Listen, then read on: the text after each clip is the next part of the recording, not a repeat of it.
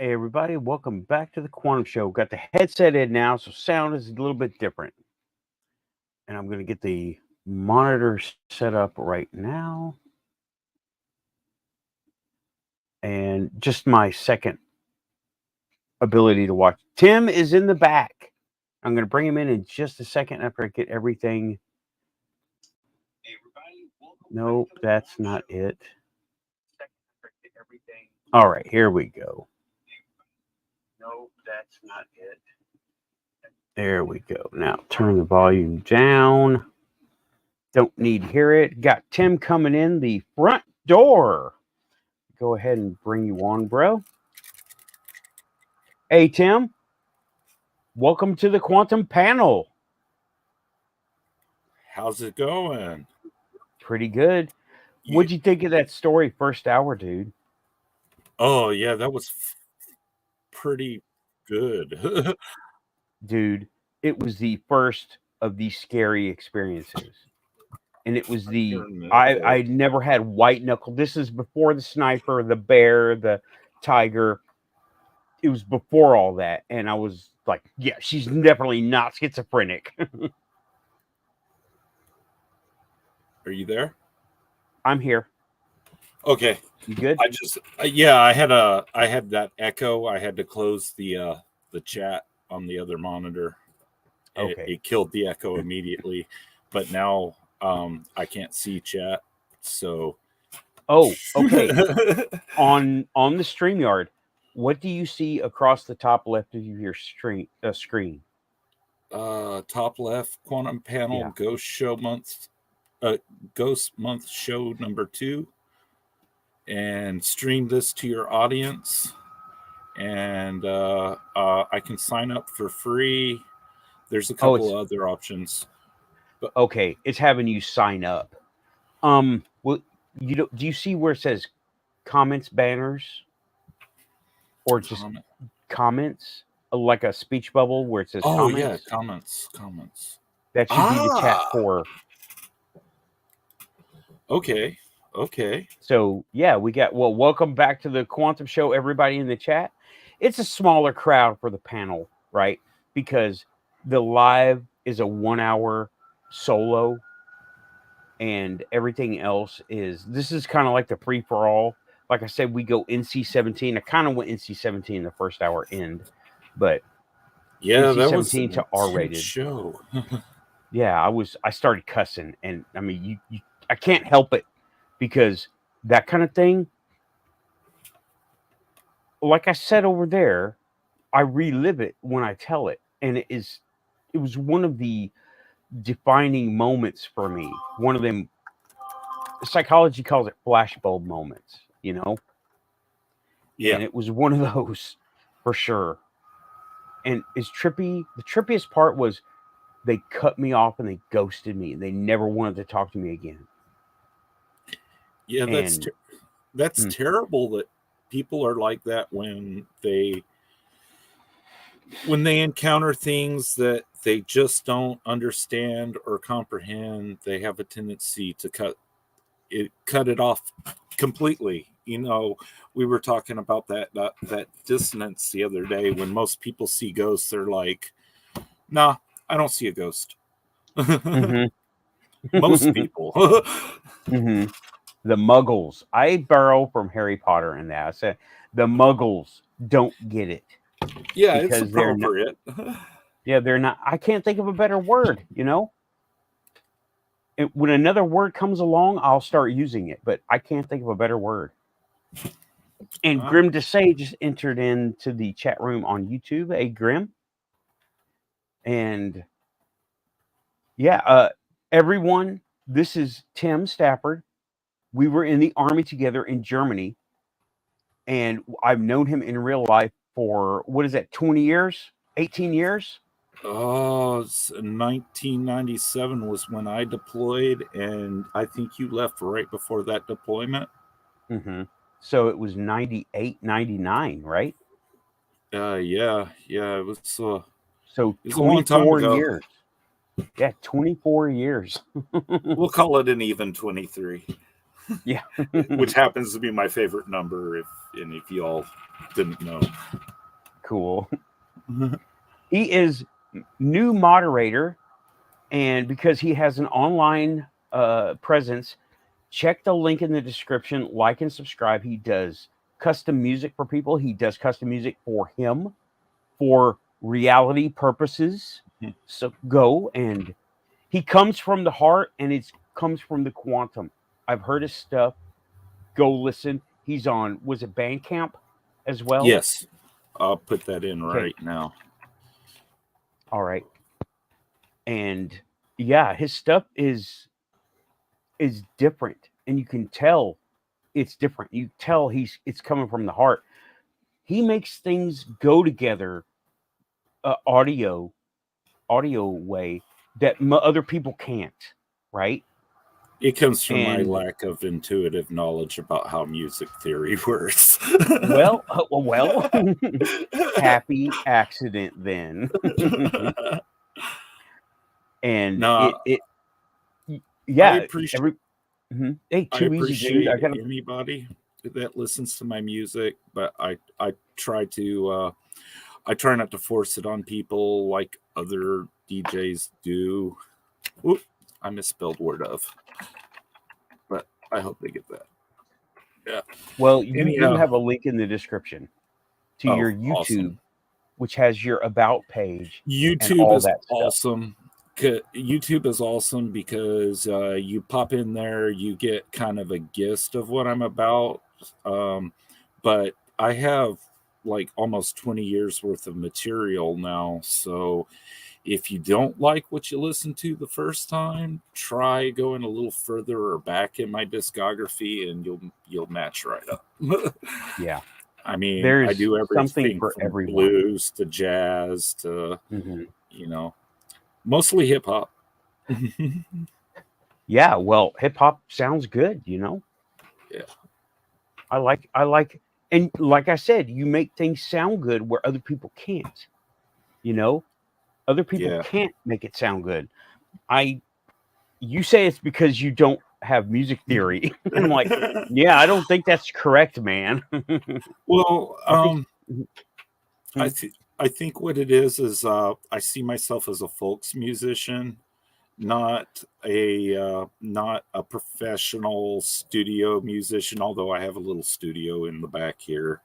And I see myself more as backbone. That's why I have DJ in the front of my name, Wardove, because I feel like I'm a supporting character in somebody else's play.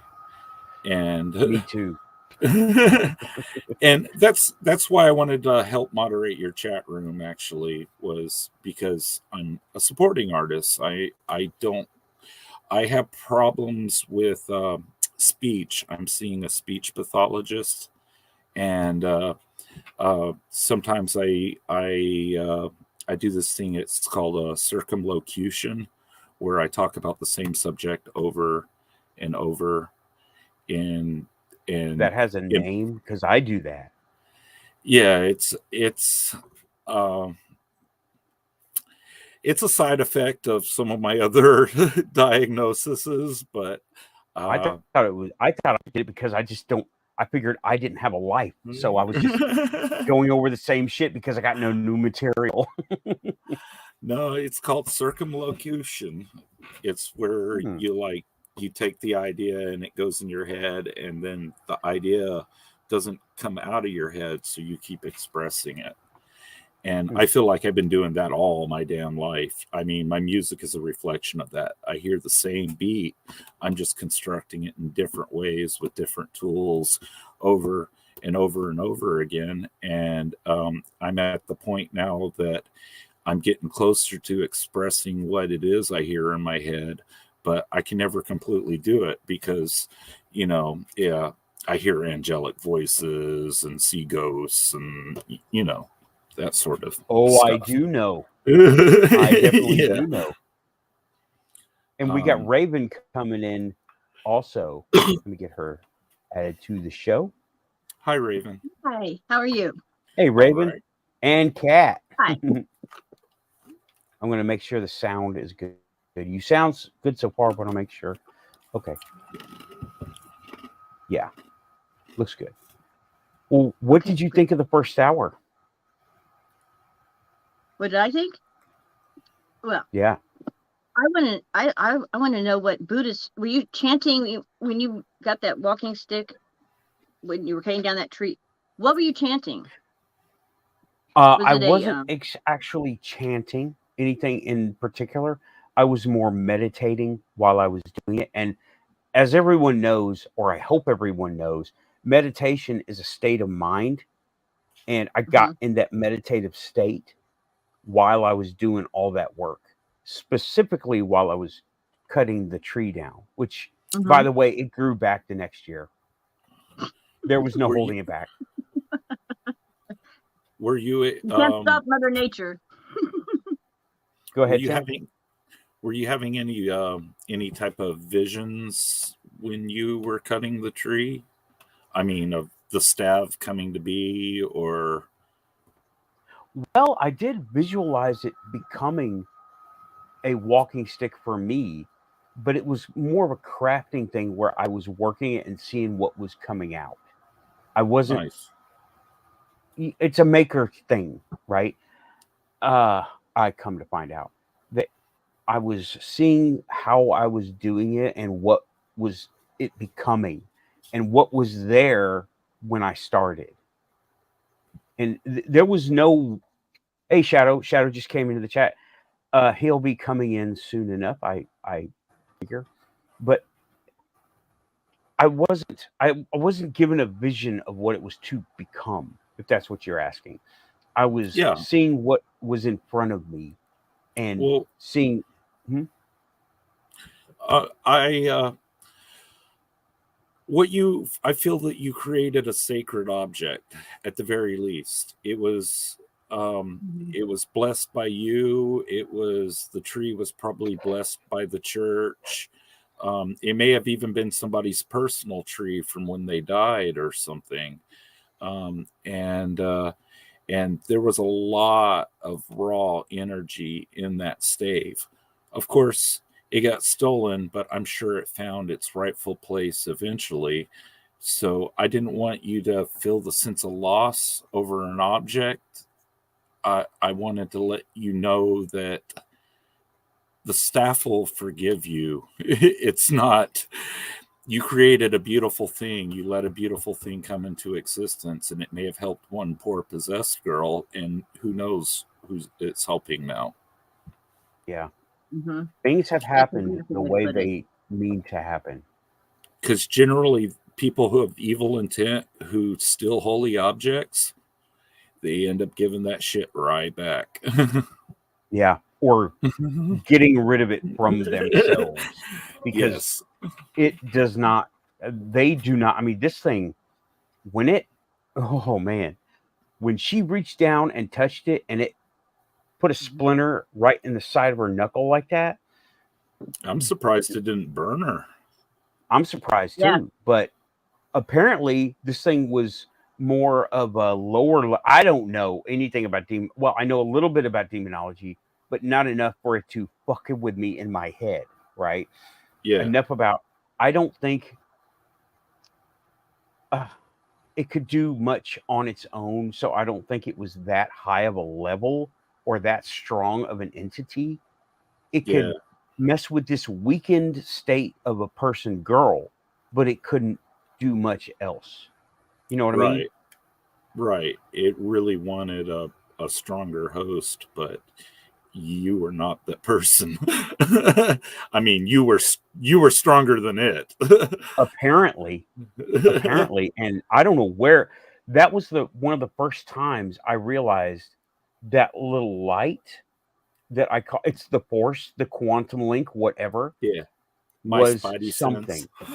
Right, it was something, and it was not just me imagining things or fooling myself, Right. I mean, when you self-deceive, you usually subconsciously at least know why you're self-deceiving. Yeah, and Um, this was not I something I was doing. I'm not Go. hungry because I'm not hungry. I'm not thirsty because I'm willing that hunger and thirst out of my body. For example, generally, why you're in self denial, even if not consciously, subconsciously. Hmm.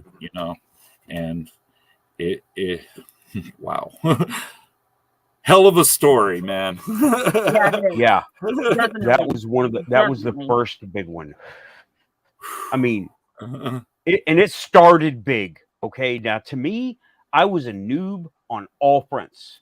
I had been doing Buddhist study for about 2 years. I was brand new to Wicca. I had been to maybe 2 circles, and I had heard about all this kind of thing, and of course, watched the TV shows and the movies and stuff.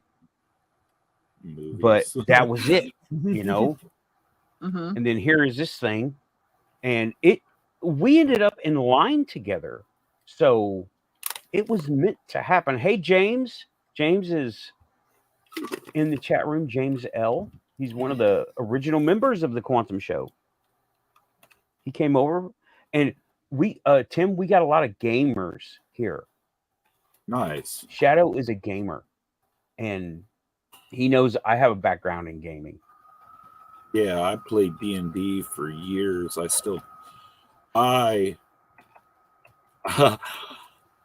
I think if we're living in a simulation, it's probably some type of D&D game.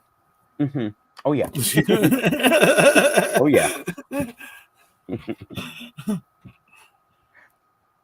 For sure. And I would like to liken all of the D&D things to real life things at some point, just for a mental fun thing, Like I want to come across a mimic is what I want to come across. Well, part of me wants to. Part of me says, hell no. Yeah, doppelgangers are funny business. I don't know what to think about them. Having lived in Germany, where the word comes from, Mm-hmm. I've definitely had people tell me that there was one of me in other places, especially when I was out of country. Yep. And we've talked about that, how that is where the quantum meets the paranormal. Mm-hmm. And it's just weird. Some people actually meet their doppelgangers, and it's awesome, like a completion of a soul, or they find their arch nemesis, which is also a completion of soul in a sense. Mm-hmm. Meeting the shard of yourself from the other side. Yes. What? Right. Yeah, and speaking of doppelganger, I had something, I don't know what the hell happened twice, right? And I had to figure, it's all in retrospect that I realize these things are going on. It's never in the moment, except if it's right in my face, like that thing in the bathroom. But that was such a small incident. But it's always in retrospect, because I told you about when I was one of the assistant managers at Dollar General, and they saw me in the parking lot twice at the same time, and they thought I was parked, and my car went with it. Right? I had a day off. They had to trade me. Right? I'll go ahead and tell the story for the group. Right? Somebody requested a day off or a day on to take a day off, and they shuffled the schedule, and I got off on a Tuesday, Wednesday, whatever. It doesn't matter. Got off one day, and that was normally a work day.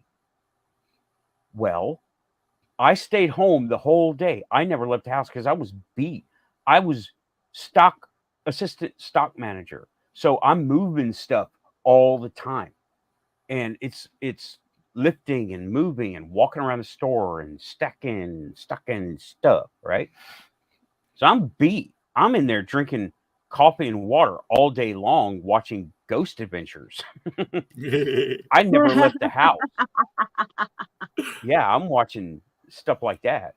And my manager, what happened was, she went out to smoke a cigarette once, and she saw me, and she got immediately called back in, but she saw me sitting in my car smoking a cigarette. Shadow is coming in. He's got a key to the front door. Howdy, At folks. least I think he's coming in. Howdy. Hey, Shadow. Yeah. What's happening, guys? I'm just going back over the doppelganger experience that I had once. And I don't know what it was, right? But Yeah, I had something Okay, like that happen to me once a long time ago too. I don't know what to think of those. I want to hear about it. But let me get done with this. This is I'll make it quick, right? But she went out to smoke a cigarette. I called it. She saw me sitting in my car, the car I have now, right? Smoking a cigarette. It says, "Oh, Nathan's probably here to buy cat food," and got called in, but I never came in. And she went out again a little while later. She saw me again, and she was like, "Why is Nathan not coming in?" She told me this the next day, and says, "Whatever," and went back in. And then that was the last time she saw me. And I went in the next day, and she said, hey, why didn't you come in and say hi or something? Like, because I was off. But you came by, you were parked. I'm like, no, I wasn't. What are you talking about? And she went white as a sheet, saying, oh my God. Her and one other person saw me, but the other person didn't care too much. But she did see me, and she went white as a ghost, saying, oh my God, I saw you in the parking lot. You're lying to me. I'm like, no, I thought you were coming to buy cat food. I'm like, no, I didn't do anything that. I never left the house. And she was like, oh my God. Yeah, that was a trippy experience. So I got a witness. And I never, but the coolest part was took my car with it. So I don't know if that was alternate reality, doppelganger, or what. Like timelines blending into each other. Bleed. Tim, Yeah. Did y'all hear the story, the show about the veil I did 2 weeks ago? No. I think that When the veil is thin. Man, why did I? Oh, yeah. When the veil is thin, it's like, here's the I veil, wish we right? could just pop up clips. I can, but it lags the shit out of the show. I can, but it lags the. Okay, here is our two realities normally, right? Right. You got now reality being a frequency. Flashlights, they both have frequencies. Nice. They're both made of light, right? So you have our reality and the other reality, and normally the veil is this area in the right middle, where the separation between these two realities. You know, when the veil is thin is when they intersect, but not all the way. Because frequencies now, y'all, and now everyone knows about interference patterns here. Do they not? When you take one frequency and put it right, you're effectively creating a quantum filter if those are quantum flashlights there, you know, right? Where this is just a little on the ground example of you know those laser clocks that they used to sell at Walmart where you turn them on, it had the little red dots floating above it? Those are interference patterns between two frequencies of light. That's how they have floating images. Okay. Now it's a very basic example. You can buy them at Five Below, Walmart, Walgreens, whatever, right? It just seemed that's an interference pattern. It's LEDs shooting out lights that intersect in a certain point to make those numbers up, right? And it's just a clock, but that's a real world example. And this is my explanation of when the veil is thin, the intersection is not whole. They don't encompass each other, but they can't because they imprint on each other a little bit. You see the interference between the two, and it comes up like shadows, ghosts, copies, things that don't look right, the doppelganger that the face is messed up, right? Those things.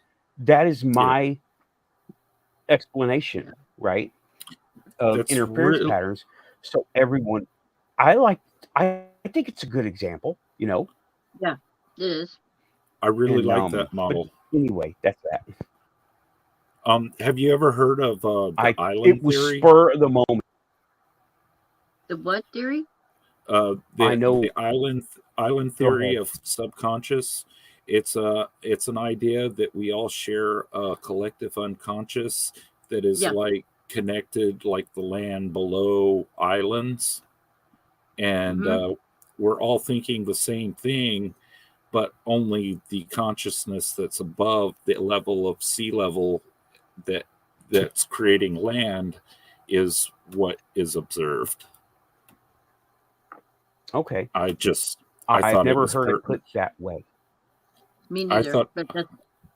I figured that metaphor was somehow pertinent to his what I see as two colors colliding and creating a third color on your flashlights. Mm-hmm. Right. Okay. Shadow says he had something happen a long time ago. Whenever you're ready, Shadow. Sure. It was really simple. I think I told Raven about this. Some of you older folks might remember a place called Gemco. I was there with my mom, and we were doing some grocery shopping, and I had gone off to get something for the cart, and my mom said she saw me running around screwing around when I had just gone to effectively just get the thing that I was supposed to get, and I'm like, no, I just went over there to get the thing I went to get, and it's like, well, stop running around, being a monkey, that kind of thing. And I went to go get the next thing on the list, and down the aisle was me, same clothes, same everything. Mind you, I was like 10 years old, maybe 12 at the tops.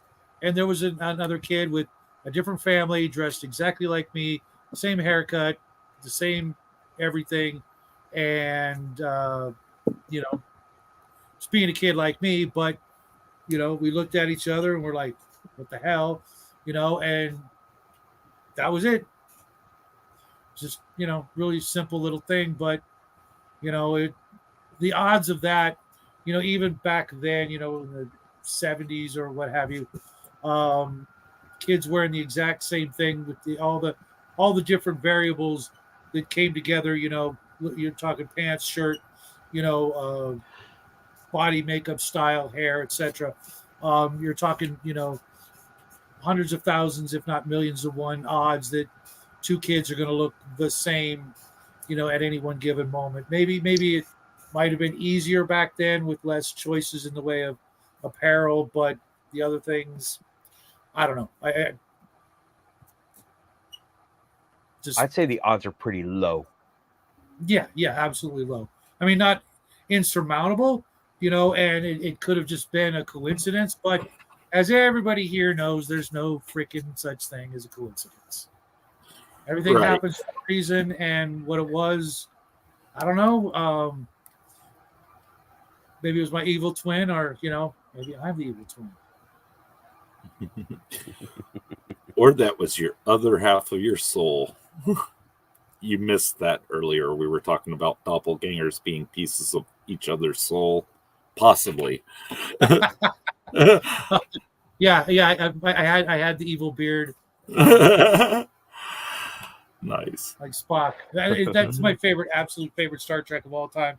Mirror Mirror. All the Mirror Mirror episodes were the best Trek ever had to offer, in my opinion. But what do I know? I stopped watching Trek a long time ago. I suggest you give Lower Decks a chance. Oh, no, actually, you're right. I have seen Lower Decks. The last thing I watched was Enterprise years after it was off the air.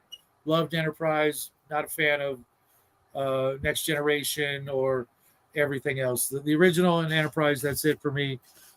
Sorry, guys, but wasn't feeling Janeway, Deep Space Nine. I was too busy watching Babylon 5, so... Yeah, it's all good. Yeah. Black Dragon says, if my consciousness is shared, then everyone would be eating bacon. I laughed out loud. We had bacon for breakfast, and we had ham for dinner. So my brother, in the cult of bacon, bacon bits be upon you. Nice. Yeah. So Raven, now you know what? We have gotten a whole bunch of more subscribers, a lot more people watching, and not everyone knows your stories of alternate realities, reality jumping, and the mailboxes. Please tell us about. Please, The mailboxes. yes, I if you still don't mind. I don't mind. I believe it was February when this happened. I was from my house. I have this very steep hill I have to come down, and the mailboxes are in a row at the bottom. And there's like 4 or 5 different mailboxes. They're all nailed to a wood, plank. It's very simple. It's nothing really complex. Well, I was paying attention to my cell phone and not where I was steering, and I wrecked into the thing. And I mean, I wrecked into the thing. I totaled it. I demolished it. And I took pictures of it even because I thought it was mildly funny in a way, but not so funny. But I thought, okay, So I called a friend that night and said, can you come over tomorrow and fix this before anybody sees it? And he said, yeah, I'll be up there. Well, before 10 o'clock, I went down there and the thing was already fixed. And I thought, well, that's weird that he didn't come up to get paid for fixing that. So I called him and he hadn't even been up here yet and the thing was fixed. And like nothing had ever went wrong. And I'm like, how is that even possible? I mean, I've got a picture of it completely, totally demolished. And yet this happened like at 11 o'clock midnight. And so before 10 a.m., the thing was fixed and already back together again. So I'm like, who in the hell would do something like that, At that late at night? I mean, who would work? And there was no sawdust where the wood was maybe cut. There was no footprints. There was no evidence of anybody having been there. And there should have been. No tire tracks. No tire tracks, no footprints, no sawdust, nothing. It's just back How together about your again. tire? How about your tire? Tell us about the tire that went down because of it. Yes, I got a flat tire from it. And I took a picture of that. Am I forgetting something? Oh, yeah. There was no damage to your tire. Damage to the tire. Yeah, I have a picture It wasn't of that even too. off the bead. It wasn't off the rim. It was just out of air. The dude put air back in it, and that was it. Because you were looking for a receipt, right? Yep. Mm-hmm. Yeah. Of how much to pay the dude. I remember your story. It was one of the hardest hitting stories of alternate reality. I'm the one who told her to try to find those documents and what have you, and somehow they didn't exist. Yeah, these things happen, Raven. They happen a lot more to some people than others. Just last week, I had an incident with some turkey in my fridge. Now, this sounds funny, but just last week, I bought 2 loaves of turkey and I placed them in my fridge. And then I went to the fridge like an hour later and one of them was missing. And I went and I talked to my wife and she didn't know anything about the 2 turkeys in there or eating the one of them. And then the very next day, both of the turkeys had vanished. And no one ate them because at the time we were the only ones in the house and all of our animals don't have thumbs. Right. I have trees that are missing from the yard. I mean, and I know that those trees were there because of the steep hill that I climb, and I would grab onto those 2 and kind of hoist myself up over these railroad ties that are down on the bottom. They're just gone. I think it has something to do with Nathan's superposition of reality that he was talking about, some type of quantum field that some of us are more sensitive to, and it's just malleable and we just walk through it.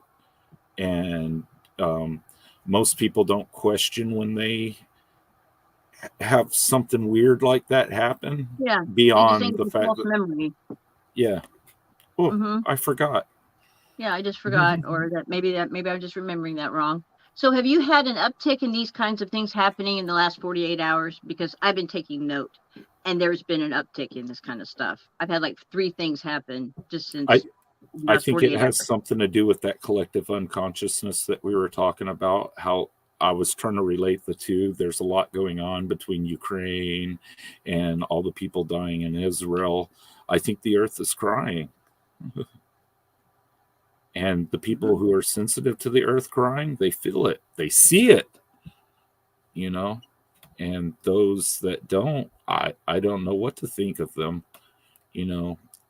Nathan calls them muggles, but I don't see this as a magic power. I just see it as a reality, you know. Mm-hmm. I was talking to Nathan the other day off show about this thing that I see. It's called the quantum tunnel that I see.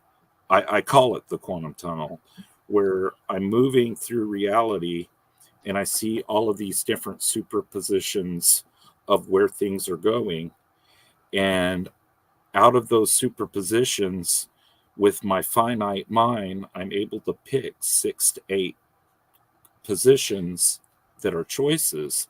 And I pick the best choice that I can make for everybody out of all of those choices. And I move forward with that reality. And I've taught other people who can't see the tunnel itself to do this too. And they say that it's improved their lives. Whoa. And okay.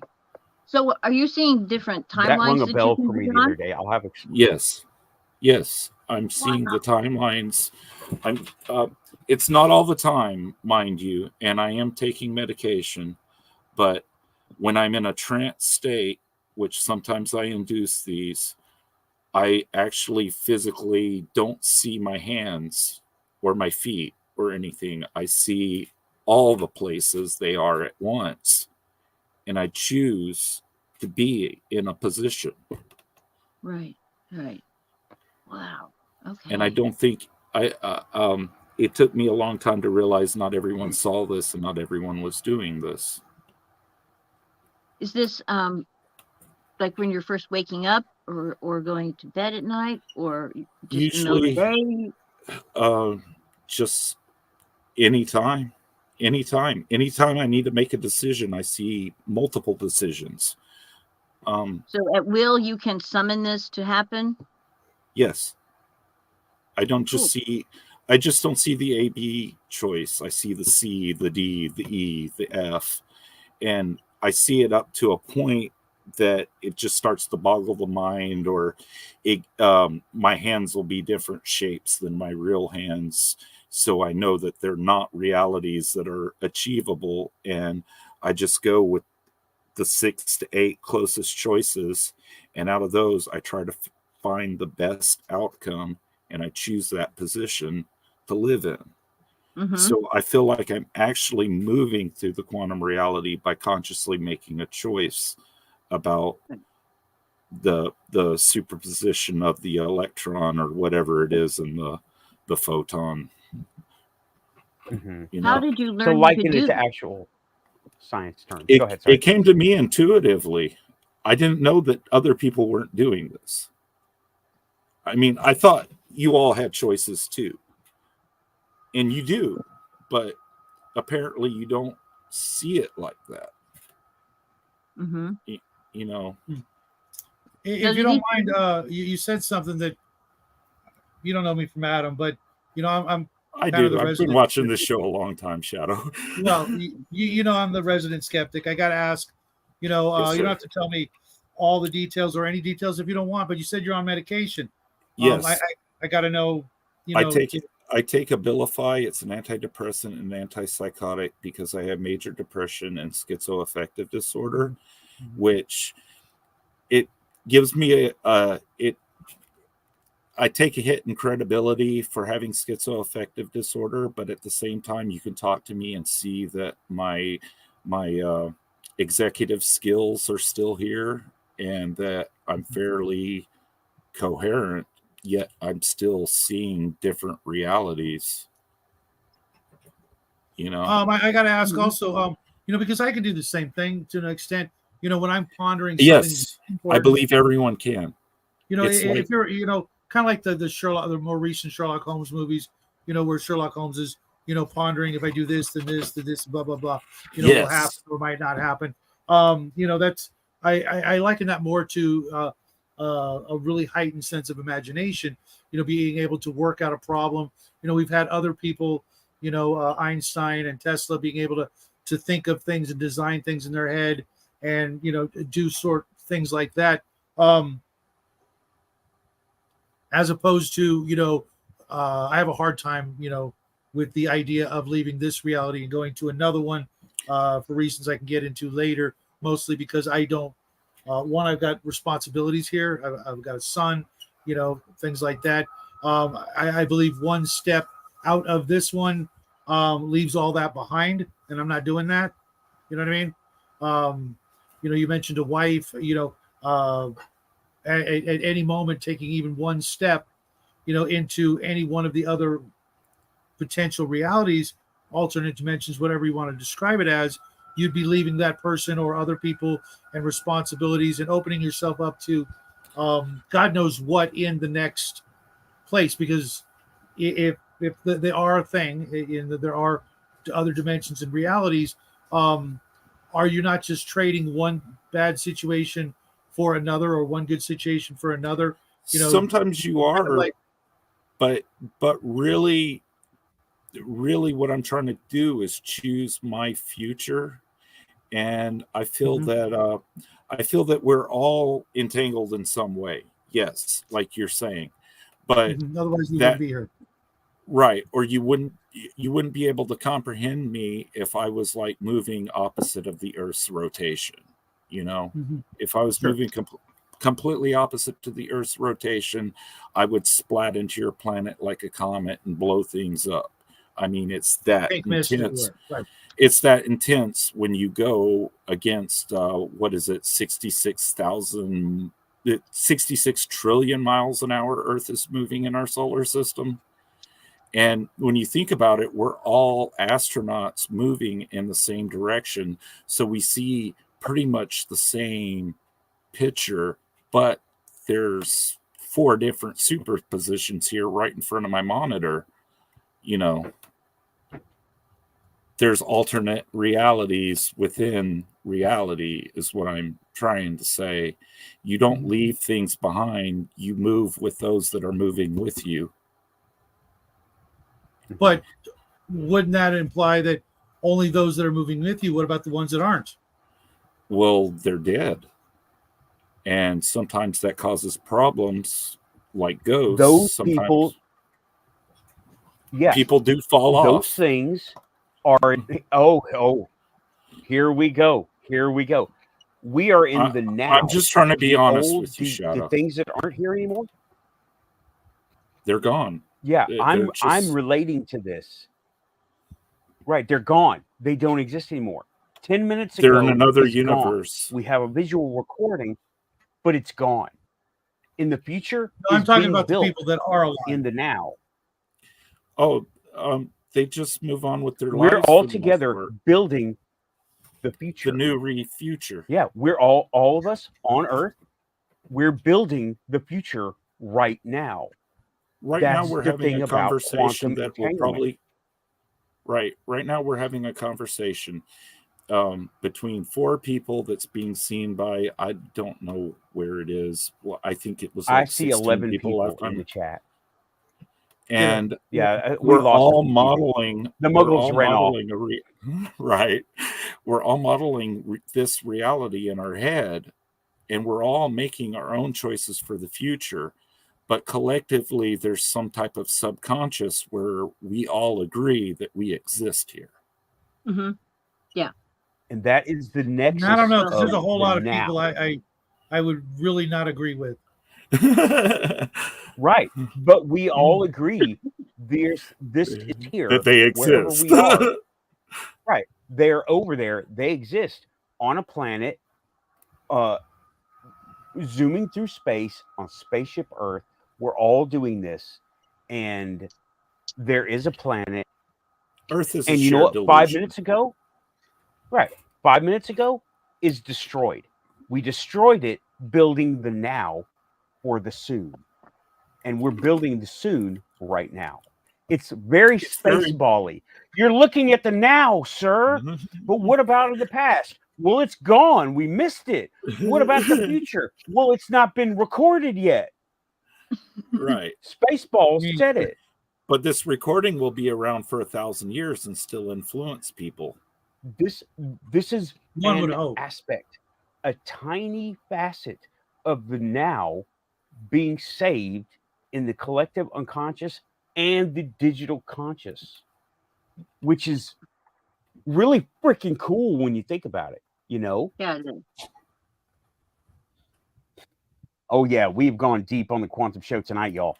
Yes, we've been very quantum, and we've definitely tied it in with the paranormal, which is desired by all of us too. So today, yeah, I read an article about some scientists have 1 out of 4 times they've been able to go back in time and change something. And they've done this. I in don't the buy that past. for a second. I don't buy that for 1 second. Yeah. The If quantum you do that, computing thing. Totally quantum. Yeah. They can't do you it change the past, you consistently. change everything. And I believe that it would be more likely that they would just be entering a completely different alternate universe, dimension, whatever, as opposed to changing the time that they actually came from, because everything would collapse and reform in so many countless trillions, quadrillions, hectillion different facets that would change from one little grain of sand being moved. We can't. Well, I'm going to put the link to the article in the chat room. I think I can do that right. Can you give me their dealer's number too? Yeah. And you just don't knock it before you read it, dude. I just know how it works. It doesn't work like that. Now, and like I said, admittedly, they can't do it every single time. It's but not a 1 out of model. 4 ain't bad. I mean, you know? it is a model. Let me find it here. They're modeling mathematics that look forward and backward in time at the same time, and it only makes successful predictions 1 out of 4 times, like she was saying.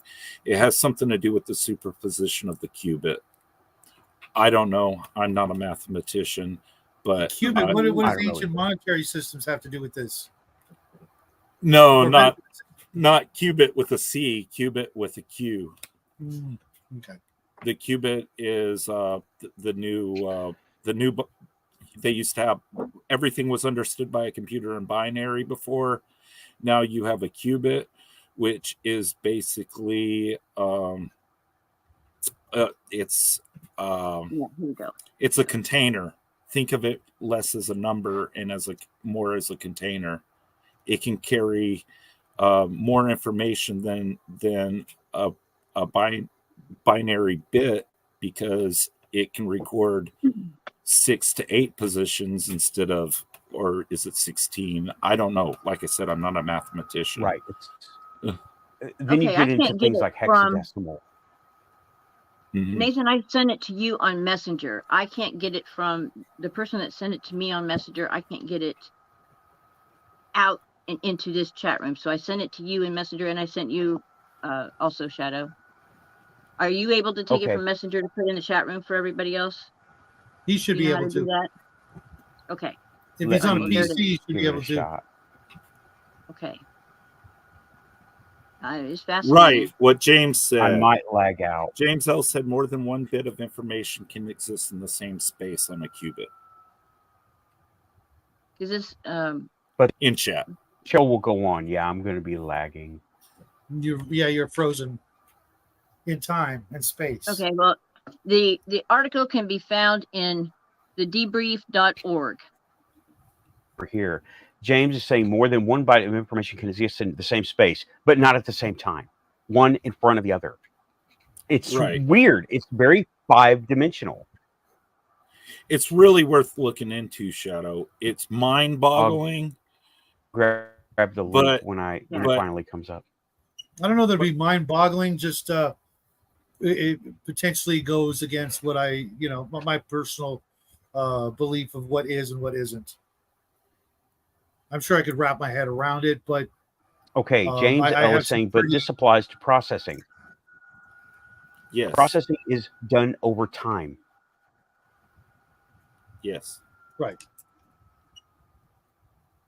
The Okay, reason it's why coming up. they like the qubit is because you can put more than a 0 and a 1 there.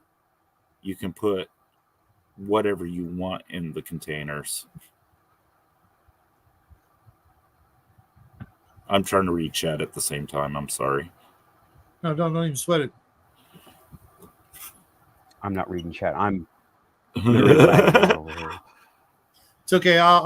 James It- Hill says time is the constant. The time is the constant. When you're processing things, And time is always a constant. But the computer is choosing. Okay, I can tell you a little bit of communications theory. In the beginning, you had an analog wave. The analog wave is where we get the 0 and the 1. You know, the waves, you see them. You measure on an analog wave, the sine of the wave is a 1 and the cosine is a 0. And that's where they derive binary from. Only thing about binary is that it's chunky. It's a 1 is a tone, a 0 is no tone. You remember that? Mm-hmm. mm-hmm. I'm sure he does. With the qubit, you're recording more than whether a signal is a sine or a cosine. You're able to put any information you want within there. You could put EM equals MC squared in one position and 0 and 1 in another position and carry, much more information within less time. Y'all follow me? Superposition. Oh. He's doing superpositions. Oh, okay. Mm-hmm. Superposition. Yeah, see. Okay. Yes. I'm going And to as save that James link is, for the app. as James is saying, this is very useful for cryptography and internet security, because quantum computing with the quantum processor, or a storage medium that's quantum, you're able to manipulate and shift values. So in this experiment, they're going back to a state that existed before the current present state, and they have 4 predictions that they can make, but only 3 of them are incorrect. One of them is always correct, and it's science is predicting the future. So, do you know how many timelines there actually are? Infinite. That the planet. Yeah. Is There's on? not only infinite, but more created every microsecond. More are created by every decision that is made, whether it's by a Mhm. computer or by a black hole. Black hole is now known as the observer. It's what's watching you. Really? Mathematically. Oh, wow. That's kind of creepy. Yeah. Mathematically, black hole is the observer. Howdy, He Cindy. says, and? No, he was referring to his previous comment where he wrote A and S. He meant, and I am unsure it can be extrapolated to our space. Yeah. He's correcting himself, basically. Cool. Right. So, yeah, we talk about this stuff up here. All the muggles are already gone. And I keep, we've got there's 2 this more. one guy. Or 2 more. I'm very quantum. I think that there's no difference between the quantum physics and the ghosts that you all are seeing in the paranormal. I think that one thing is the it's other just a thing. different way of looking at it. And one day we'll be able to prove it through this new form of computing. one day we may just talk to ghosts on the fucking phone. Excuse me. But this is the late show, right? Hey, we're in the R-rated Yeah. section. It's all good. All right. Then I'll go ahead and cuss because I'm a cussing person and it's just more honest. We'll be like, hey, grandma, on the phone. Yeah. And And so with we the do two have different decorum types, around these parts. with the two different type of ghosts, you have an intelligent haunt, and then you've got an imprint that just keeps playing over and over and over. I agree with you, Raven. I feel that the imprints are just residue of a person living in a time loop. Yeah. Have you heard of the concept of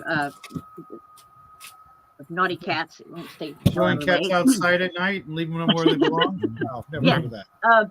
Of soul fracture caused by trauma, that you can actually have shards of yourself left at the scene of wherever this trauma occurred. And I had a teacher that was Tape theory. It's called what? Stone tape theory. Stone tape theory. Okay, I've never heard that. Right. Impressions through traumatic events, high energy traumatic events, are left on the materials and the fabric of reality, really, in an area. It makes an imprint in that area. So then when people come along and build a house on top of that, and they've got a haunting going on, and he was talking about the dangers sometimes of moving that shard on, because if the host is not ready to accept and face that what happened, that could really mess up the host. And he's like, just kind of, leave them be, and deal with them another way, but don't try to force them to cross them over to be reunited. That when the host is ready to deal with whatever that trauma was, it'll be naturally called back on its own and the haunting will end. Have you heard of this? What's the host? The host is the original soul that the shard broke off of. I get you. Soul fracture, they call it, or okay. Spirit fracture.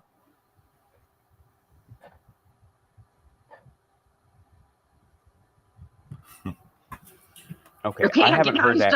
I've heard of the stone tape theory. All right, what's that? I've heard of it put in the stone tape theory, where when things happen, like you've heard of the person seeing the old-timey car going through the forest where there was a road one time, and seeing people on train tracks, that the guy who gets his head cut off at a train tracks, and you see him on looking for his head. That is the stone tape theory. Well, you've got, now where this comes from is medieval castles being haunted, where they seem to do the same thing over and over again. Like, and they don't interact with the living. What do they call that? Say again? They just call it a residual haunt. Yeah. They call that a residual stone tape theory, where the same thing happens over and over again. And I have a cross-reference for that and the thing that happened at Dollar General. But I won't get into that right now. But the stone tape theory, it sounds like what you're saying, except they're trying to go, you call it the host, the original event, right? Now, reality, we're dragging reality, all the material stuff, including the earth, we're dragging it all along with us, right? It's moving along, we're moving along with us. And all those energies are attached to those things that are moving along with us. And I think it's just another interpretation of stone tape theory, and it's a continual set of events happening, where we're dragging reality along with us. And when an original host event happens and the impression is made, that original host doesn't exist anymore in this here and now. Oh man, this gets complicated, okay? And like but seeing the the ghost of things Anne around Boleyn. it. They see the ghost of Anne Boleyn quite frequently, but She does not Okay. make eye contact. She does not talk. They've tried to, do seances and things like that there to talk to her, and nothing. But yet, many people Right. will see her, and it's like the majority of Anne Boleyn has moved on. She's somewhere else. But this that Right. point of trauma fractured the soul, and that fractured piece still is doing a residual haunt in the castle, up in the tower. It's where they see her. Yeah. That sounds like stone tape theory, where the impression of that set of events has stayed with the material world that we're dragging along with us, and that it's replaying, but it's not on a scientific level, right? Like there's another one, right? There's another one that's very well known, the catacombs under Paris, right? Oh, yeah, Where they see Roman soldiers under Paris. Well, that happened a long time ago, but this is the origin of the stone tape theory, really, and the castles. They just kind of figured it out by looking at castles and liking it to that. But people see soldiers, full on apparitions, as they're going to or from somewhere. They don't interact.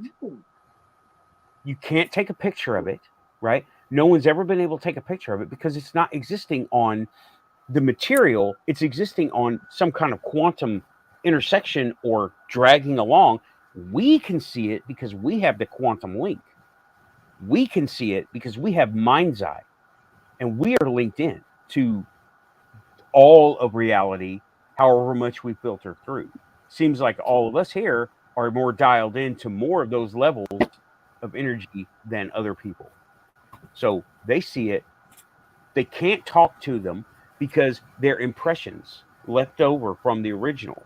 And here's where I am going to modify the fractured soul thing, where we're not fracturing a piece of our soul. We are creating our soul as we go. We're always growing as people, right? And we always are adding to it. So if some of that impression gets left behind, it's okay. We've already replaced it. It's already fixed. What you're talking about is the equivalent of just a footprint. That's just something sort of like a hologrammatic footprint. Just something that you're leaving. Just an impression. Right. It's not. It has neither form nor it has form, I suppose, but no substance. But just something,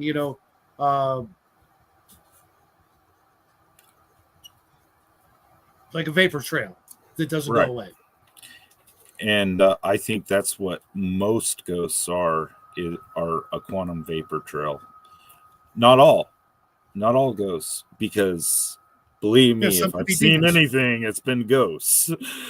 And some of them are just mind-bogglingly very there, and then there's the others that are like Raven was saying, they're not aware of the situation, and no one else can see them but the humans. Right, James. Or the dogs. But there's they're even, pretty human. Multiple layered hauntings on a location, and the ghosts are not aware of one another. That was something really mind-boggling that I learned about from the psychic work of Anne Wilkowski. Watch the camera. Coffee. Oh, okay. We'll watch the camera.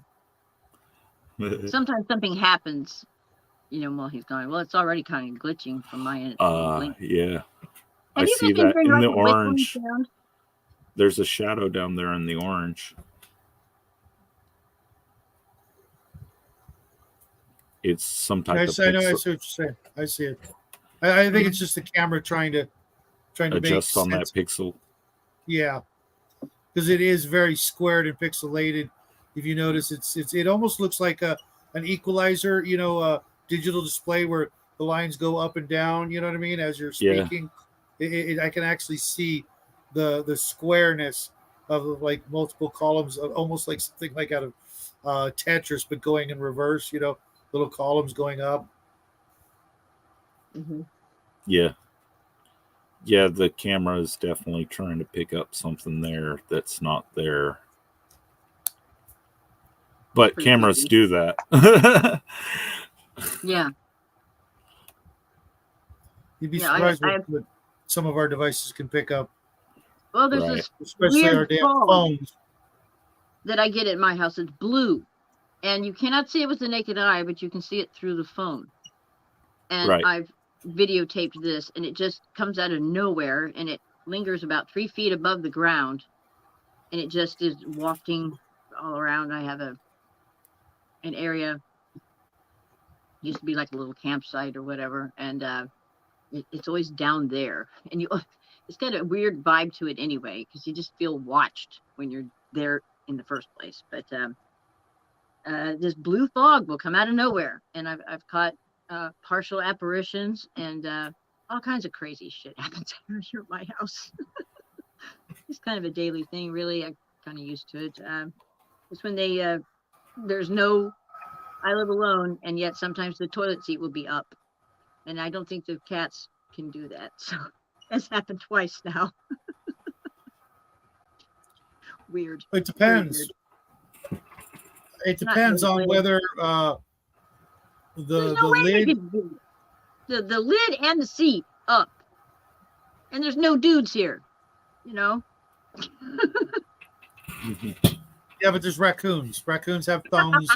Raccoons get thirsty, and we already know that they're possessed by Satan. So therefore, they can do it not only because they're thirsty, but because they're trying to mess with you. So the only way to completely debunk it is you're gonna have to put a camera in your own bathroom.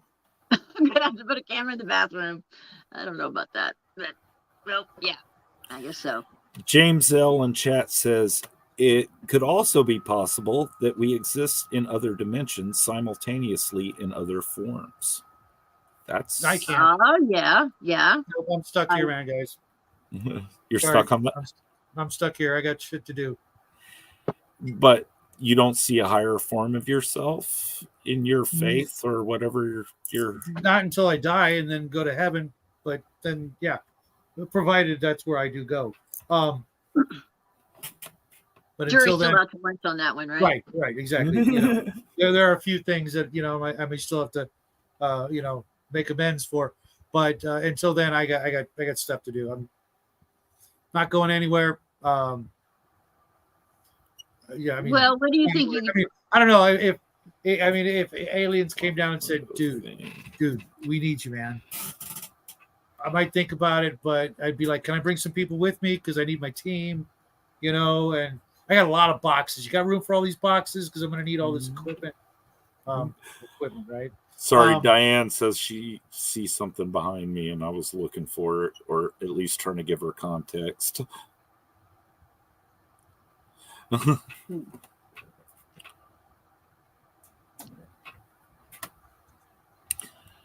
Yeah, well, I don't think that quantum theory is going to make you impermanent and suddenly you're not going to believe in yourself and disappear or anything, Shadow.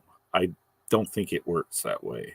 No, I don't know. I mean, in quantum physics, there's a possibility that the moon could just blink out of existence, but it's a very, very small probability of that happening. Yeah. If you know. So did I miss anything? Did y'all see anything on my camera? It happened last week. Diane thought she saw a ghost on mine, and we were picking out a couple what of that orange gremlins and a thing troll was. walked by, but other than that, we're good. Yeah, James, you're on the list. Don't worry.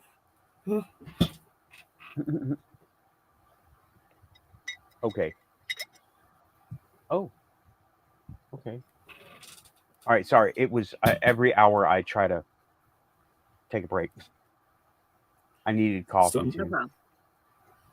Yeah, you guys have no idea what kind of willpower it takes to hang out with everybody that I hang out with and not drink coffee. You have no idea. I gave up coffee like 7 years ago. And soda, What'd you replace it with? water and only water. Damn. That's It's hardcore. rough. Yeah. Speaking of Yeah. which, I'm going to go get some coffee and I'll be right back. Sorry. Okay. Don't Yeah, think we're still gonna eat see though, cats. right? You're That's not. what we're gonna see. Oh yeah, I eat all the Okay. time. All right. Yeah, no, I I just was gave just up trying to all- make sure you weren't an octogenarian or anything. I would have literally died 7 years ago. No, I just gave up everything but water when it comes to drinking. But that doesn't mean I can't eat a shake with a spoon because that's not drinking. Fair enough.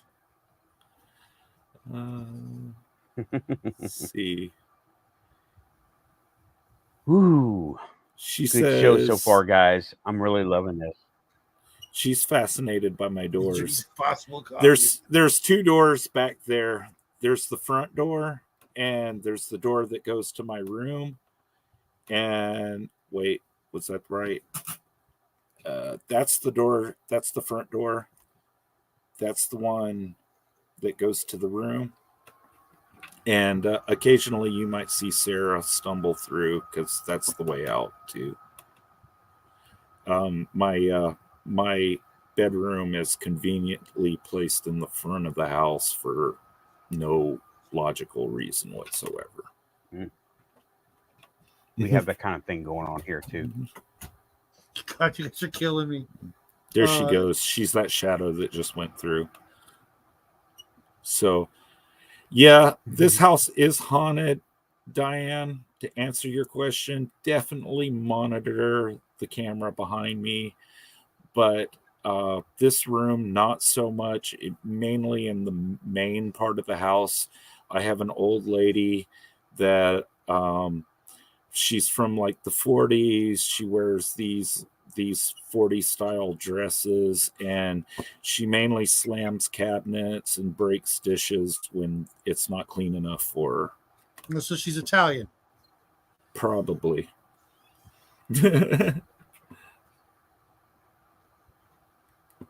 I got local ones here too. I don't know if everyone knows. I've got the door right here, and you got the master bedroom, which is right next to mine at a little angle, right? And every now and again, this happened one day, right? I was sitting here watching YouTube, whatever, and I hear the doorknob moving, and the AC was off. Okay, so it's not air pressure. I hear the doorknob jiggling. Okay, and I go out and look, and I take my camera. And I go first down the hallway for perspective, not just a door, right? And I pan around, camera turns off. And I was like, oh shit, my phone just fried, right? I'm like, oh crap. So I go back in here and I sit down and I reboot the phone. And I'm like, okay. And I hear it again. And I go and I do the same thing and it turned off again. I was like, yep, I don't need to deal with this right now. This is fine. I don't go in that room after dark. Mm-hmm. And that's something. Yeah. We're not scared of ours. She's not malicious, and she lived here before us, so we've just kind of gotten used to her.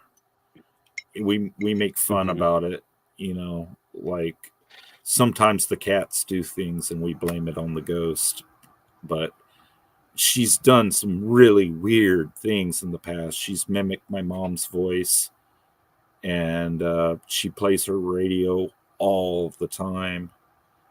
And it's just there's a certain weirdness about this old farmhouse here. It existed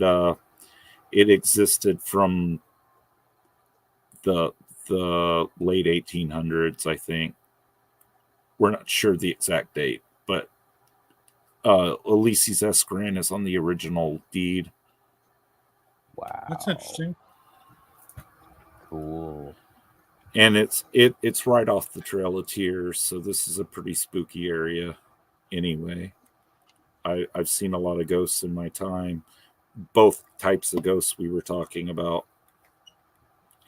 And they just they never really have bothered me.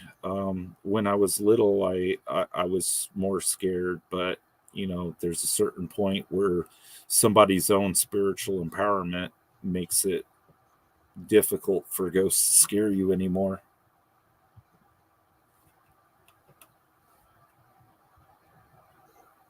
Ghosts don't scare me. I don't get that. Yeah, They can't touch you. I have a guilty pleasure watching like Ghost Adventures with my wife, and that show just makes me feel sleazy sometimes for having watched it. Ghost Adventures. Ghost Adventures with Zach Bagans. Yeah. To me, that's all charlatanry. Fake is just. I agree. And if money's involved, right off the bat, if you're getting paid, you're probably faking it. And I'm a real skeptic of. I'm a real skeptic of EMPs because every EMP that anyone has ever played for me, I have not heard the voice that they hear on it. I spent a lot of time in headphones listening to recordings, and I've heard a lot of EMPs. Our friend Graham, who's in the chat, he and his dad have some. He's going to be on one of these days. A lot of experience with that. That's maybe even their specialty.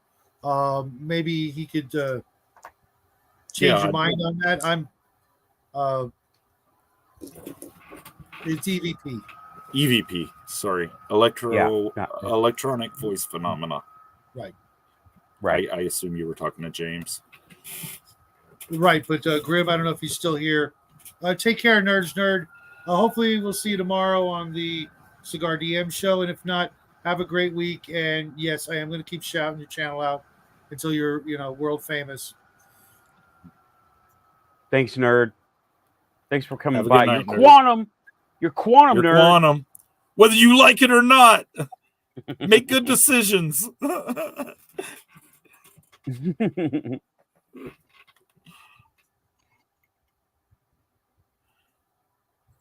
Okay, but yeah, we all have had these things happen. And you know what? I think we're all wired differently for whatever reason. Okay, Well, I took a hit on my head. Huh? I say no. Absolutely. We're all different. I mean, that's kind of an understatement, but I know what you mean. If you're specifically talking about the people in the show and the panel and chat. Hold on, I have to sneeze. Yeah. Okay. Yeah, but me, it was through damage because I hit my head when I was 4 years old, and I had a contusion, and a blood clot behind my right eye for I don't know when it went away, but shit rewired around it because I had brain damage, and I still do. I mean, it never goes away, but it rewired it. It had to work around it. And see, it was 1979, and I fell off of a roof when I was a kid, and I landed on my head right here. And I was in How old were you? ICU. How old were you? 4. What the hell were you doing on a roof at 4? Not obeying OSHA rules. You see that, Nathan? Wow. That's some strict ass parents making you do tile work at 4. You see that, Nathan? That's from Saudi. I see it. That's from Train Up for Saudi. Sergeant Cruz hit me with a dummy 9mm in my head, and they sent me further with the Train Up and deployed me. And here, 20-something years later, I found out I had a traumatic brain injury. And part of the way I see things may have to do with the plasticity of how your brain heals around that injury. Mm-hmm. Right. Mm-hmm. I totally agree with that because I had that blood clot and it was blocking a part of the front part right there and the middle, right? The front middle. I don't know what the words are for the brain parts. Okay. but it was blocking blood flow to those parts. Yeah. And it had to, because I was so young, my brain was still developing and it was growing anyway. This is what they told me years later, right? When I was finally able to understand. And the brain was growing anyway because I was a fraction of myself that I am now. I was this tall, right? I was 4 years old. And so I had other things happen. I had to relearn basic life skills like tying my shoes, learning how to eat, learning how to talk, all that stuff. Yes. But what happened with me was the doctors were telling my mom that they didn't know if I was going to if they thought I was going to be slow because of it. Well, that's not what happened. I returned back to my normal speed of things, but I now am able to pick up new skills when I want to. I have to have a good attitude about it, of course, but now I can pick up new skills and physically that's form new neuro pathways. Not from memories, but from critical neural pathways, skill sets, and things like that. By the time I was 6, I was writing cursive, and by the time I was, I think it was 12, I had written a novel by hand. It didn't survive, right? It's gone, and it was fantasy. Okay, I wrote a fantasy, well, most of a fantasy novel. I don't know, but I had been able to back to the normal speed, but now I can pick up new skills. I didn't learn 3D design until I was in my 30s, and that's normally really hard for somebody. I didn't learn computer stuff until my late 20s, and I remember when we were yeah, just learning anything. mm-hmm. Yep. I blamed We you built the because computer I bought the together. wrong cable. Yeah. Yeah, I we blamed built you the because computer I bought the together. wrong cable. We built the computer together in the 90s. It was great. Cool. Everything came in those shrink wrap packages that you could slide into the motherboard, and now you just buy it on Amazon. Mhm. Yeah. Those were good times. Does anybody Null else here? modem. It was a null. What, Raven? What? Go ahead. There's like a delay sometimes. I don't mean to talk over you. Go ahead. No, you go ahead. I was just talking about computer shit. Go ahead. I said they're all good times. Every single one of them, as bad as it may have been in the past, was a great time when you look back on it and realize that if all that crap didn't happen in exactly that way, you wouldn't be here where you are right now. And that's where? With us. Yep. Mm-hmm. We have drugged that reality with us. We have the impressions of everything saved up here in our higher selves, in our hardware interface that we're relaying through our robot selves, our meat mechs. Good for you, James. I agree with you 100%, Nathan. Meat suit. Hey, Hellfire, I didn't see you come in. Pretty scary when you think about the skeletons underneath here. Yeah. Look at all these meaty skulls on here. I can't help it. In college, I took anthropology, and I have this habit that I'll admit to with you all of taking the flesh from people's faces and dissolving them in my mind so that I can see their skull better. Because as an anthropologist, the skull is the shell of the human, and it tells me much more about you than you might pick up on.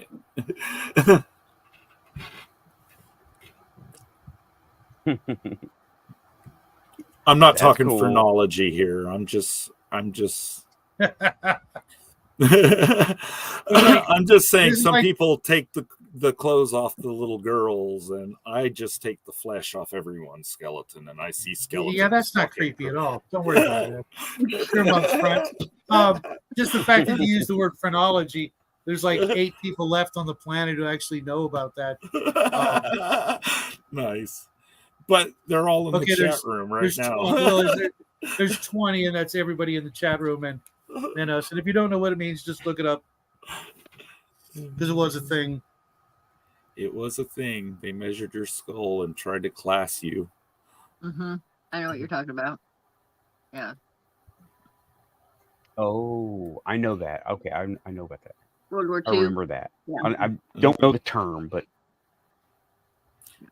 Yeah. Well, you've seen Django Unchained, so you get the gist of it. Who? The movie Django Unchained. Django Unchained, the Quentin Tarantino movie.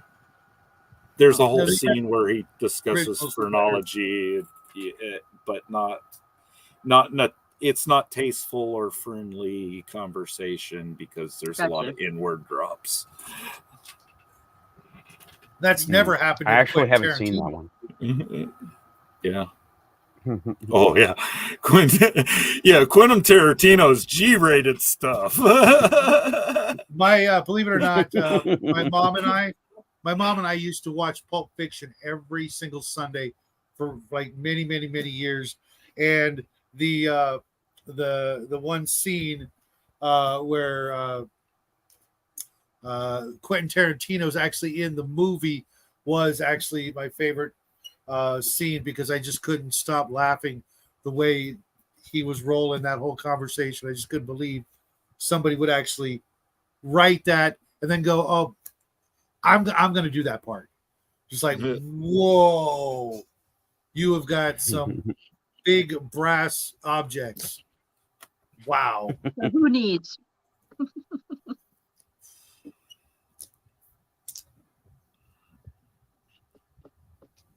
Sorry. Alrighty then.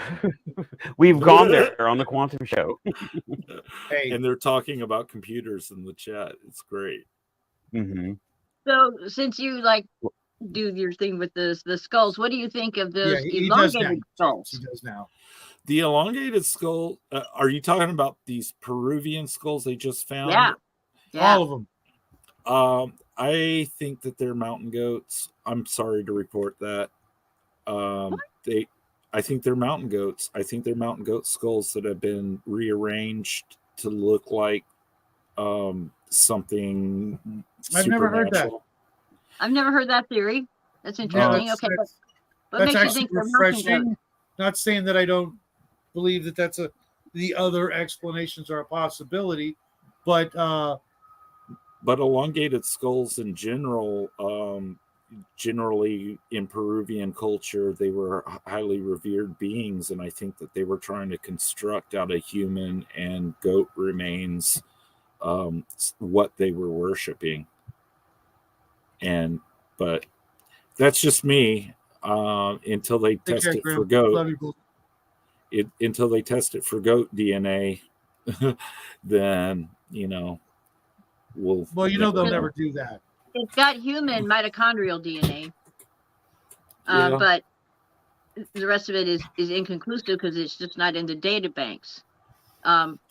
What's fascinating about it is the parietal plates. How we have those little zigzag things that go in between your. Where did you come up with this conclusion? Because it looks like a goat skull that's backwards to me. So you think I have goats. I have goats. They did something to the skull, or they just replaced it? I'm not saying it was counterfeit or anything. I'm saying it is actually an object that 1,000 years ago, or whenever they were doing this, they were making.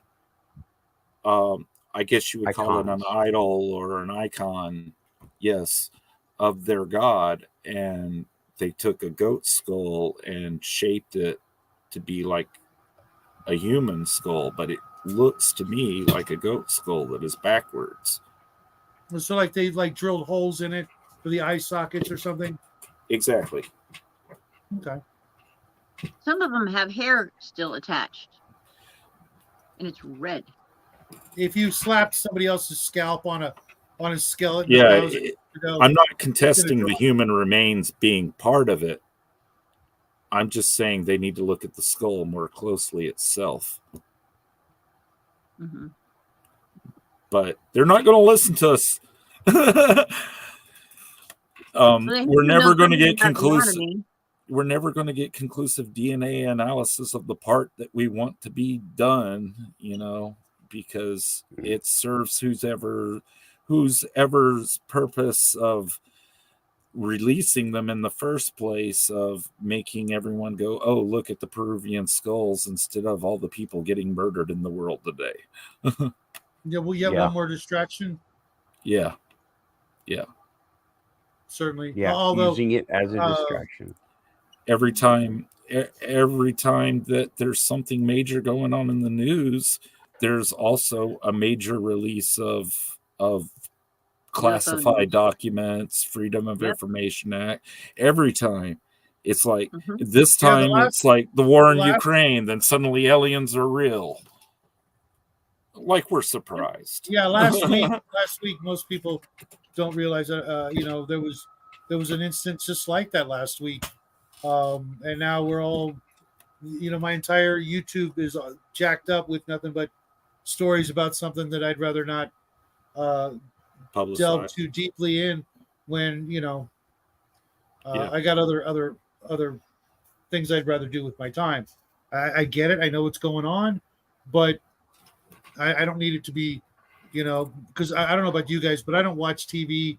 I really should listen to more music, but, being on YouTube is like, that's my TV, my news, my entertainment, whatever I'm doing, I've got that in the background, and,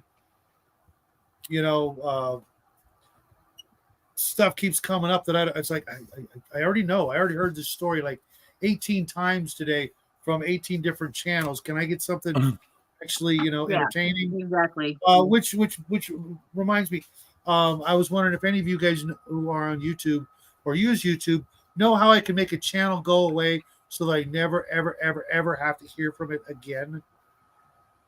Is there a way to make that happen? Because every time I'm watching a video, and if I don't go and put a new video in, I get a video from someone, I'm not going to say who, that I never, ever want to hear from again. But, and I've, I think you can block a channel, but I don't know how. Yeah, you can block. Yeah, that's going to be in some user preferences. Because, because I'll wake up and that person's talking, and, because I like fell asleep or something. And I realized for like the last 45 minutes, I've been listening to this guy's video, and I'm like, I can't stand you. Why do you keep doing this to me? They torture us. They must sit in a room, and after the show, I'll tell you what can we lie about. It's not who you might think, or maybe you can guess. Those of you in the chat want to guess what YouTuber I would never like to hear from again. The winner gets a no prize. James Ells said a funny in the chat. He said, Tupac's murderer found white millennial hip-hop enthusiasts successfully distracted. Well, James is the funniest guy on the planet, so stay tuned, folks. He's the Joker. I like that guy. You guys are making me hungry, man. That was one thing I forgot to make with dinner tonight. I've been to the Bush Beans plant. It's in Tennessee. I haven't been there. I was a beans plant. Oh, I got some echo. It's in Tennessee. Sorry. Every once in a while, there's like a little whistling sound. Has anybody else heard that tonight? No, it's just the UFO over your house, Raven. Fair enough. I want to believe, but I can't on just the sound. Well, you guys know, my until I strap a carcass to the front of my truck, I don't believe either. I believe in aliens, but I don't believe they're what they think they are. I think that the aliens are us, but that's a subject for another show. We're on Yeah. Ghost Month. Yeah, that's Well, what about alien the ghosts? Ghost Month. Space Um, ghosts? Same thing. Don't Same know. thing, really. Don't know. They That fall is an into. interesting. Oh my God. You okay? What you A got, Raven? raccoon just came through the window. Hang on a second. Hey, hang on. Tell him you gave it the She office. has that happen. She has that happen. I don't know how, but raccoons and the possums, they all have keys. I don't know how they got them, but they all are. We have watched a big raccoon walk in the background. Okay, I gotta put this one up, Yeah. James. It's crazy. It's Yeah. insane. So I got the door shut. All the above, about- James. And all because the the above. cats come and go, I opened up the window and they can get in and out. Well, obviously the raccoons have watched the cats do it, so now they're like, okay, cool, I can still get the food. So they came in the window. Ugh. Anyway, sorry about the distraction. My house is a zoo. That's all I Hey. can say. Your cats are quantum. Your Your house is a raccoons and quantum. possums are quantum. The quantum zoo. There's one. In short, James, I think that aliens and ghosts are the same thing, depending on which direction you're seeing them in. I feel like, once again, in short, I don't want to elaborate on this theory. I feel like ghosts are reflections of past energies, whereas aliens are reflections of future energies. But we'll talk about this on another That's an show. interesting concept. I've never heard that before. That is fascinating. Yeah, Okay. there's a kinship Well- between them. Yeah, I have, but it's probably different than what yours This is. just brings up 10,000 questions in my mind. Okay, so when you have a case of an encounter of the fourth or fifth kind, or an Yes. abduction, how does This- that work? This goes into the different races of aliens and the technologies that they have, that allow them to time travel with proper bodies to function in our world. But different species use different methods, like you know them as demons, but I see them as gray aliens who have these grown bodies in our atmosphere that are suited to our atmosphere, so that they can manipulate the bodies and control them from their place in the future. You see I'm losing it now. In these alien abductions, a lot of times they don't go anywhere. They just hang out here and then drop them off, but I do think different aliens have different technologies. Some of them are actually curving space-time and coming here and physically visiting, where others are possessing bodies that already exist in our universe. Yeah. And yeah. the grays just seem to be a universal model in our universe of body forms that they can manipulate. Yeah. Tim, I'm going to say go check out R. Keith Andrews' channel. I have a link in the description on YouTube. I he talks- subscribe to everyone on your list today, so I will. Okay. R. Keith Andrews talks about that stuff a lot. Thanks, brother. And Appreciate it. there is there's more to it, because I mean it all works, right? There is no limit to this reality. Okay. And I personally have been in contact. It was damn strange. It was damn peculiar, because I don't know, whatever I got was, I cold called and somebody picked up. It was crazy. I'm not going to go over it again, but somebody picked up my line and they talked to me for a little while. In computer terms, I'm speaking VGA, he's speaking HDMI, and I got too much information. It didn't make any sense. You know what I mean? This happens a lot, so actually. When I think about that happened aliens to me. in the quantum that we were explaining earlier, when I think about aliens, they usually come in scrambled. It's like being a teenager, a horny teenager watching Skinamax on a scrambled channel. You can sometimes make out the sound but not the picture, sometimes the picture but not the sound. And that's always been my experience in encountering these aliens. But I don't believe those aliens are aliens so much as us, future versions of us as a species. Okay, And I will also suggest you buy his book, Races of the World, and their new version is coming out. But I suggest getting both of them. Right, Races of the World. He talks about the aliens that he has been in touch with and been a part of. He's kind of like an emissary from them to us, and he's the common person. That's the way I look at it, right? He is their Yep. named emissary for the people who are not in government, the people who are not in the elites, for us, right? And the one I was in touch with were the Click Clack, and I don't know if I'm saying it right, or I definitely don't know how to spell it right. I can't find my copy of the book, but they're the Mantis people. And oh man, we were talking about that the other night. yeah, they're fascinating. Go ahead. I'm sorry. That's okay. But he says that they're the Mantis people and they're not hostile. They're big and scary because they're 7-8 foot tall, and they're giant praying mantis. And what I was seeing, now I wasn't being spoken to in words, right? I was being spoken to in feelings and images, and it was like his raw data was coming to me, and my head couldn't interpret it. You know what I mean? Yes. Because he has compound eyes. I don't.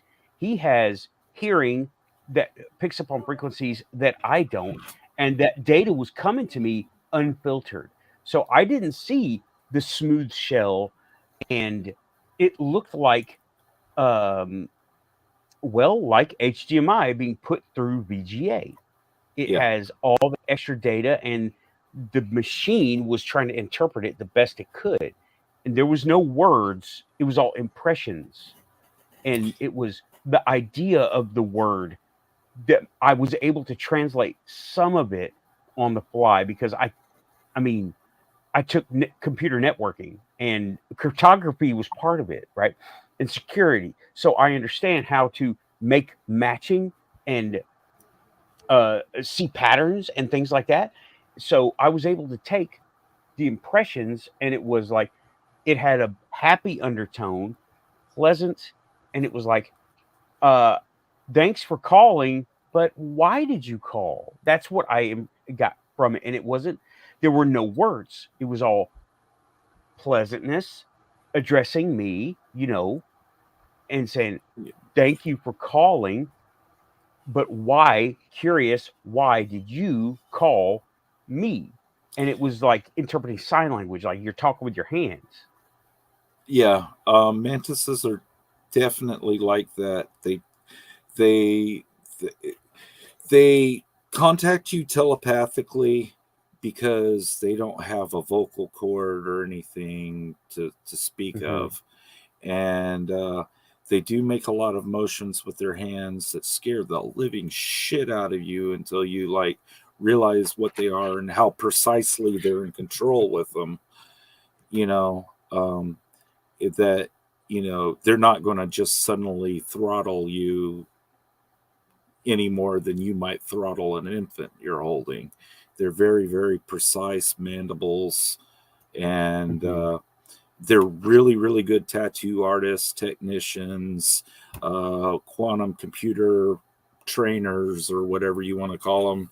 They do really, really good technical work throughout the universe. And Keith, and the vision of this person that I was seeing, how we're seeing each other right now? We're interpreting our campers and network are interpreting the image, the light it's seeing, and it's giving it back to us in the settings that we have on our computer. I can set my computer to 16-bit, 32-bit, etc., right, to display that kind of color. Right now, I have it set to where it's the most realistic, limited by the spectrum that I can see that it can produce, right? Yeah. It was not, he was sending me images that were not limited to a single lens or bifocal looking. It was sending me images of a compound image of a 100 eyes, 100 cameras, and the colors were not right. They couldn't. I couldn't interpret the colors. It was like, well, okay. And he didn't look smooth shelled, right? It looked knobby. Everything looked knobby. But I'm starting to think that it was because he was sending me the images of 100 compound images. His mind is able to put them together to make the image of this, whereas mine was coming together and it was making the image of 100 of those. Some of it was making through, at sometimes some were overlapping, some were canceling each other out, and it didn't make any sense. Yeah. So Totally agree with you, Nathan. It's totally is- in my experience with Mantis people. okay, that is the best description I've ever given of that instance, by the way. They're emotionally complex creatures. They scare really, really easily. What else I can tell you from my encounter with Mantis? Are they good guys or bad guys? They're like us. They're not in it for world domination, but some of them are good, some of them are bad.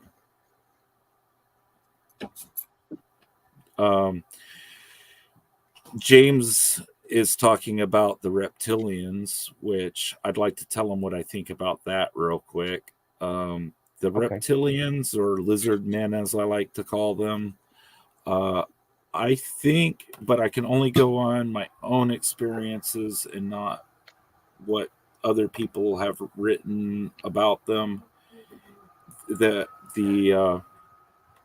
they're a hybrid between the Anunnaki and the Greys, basically.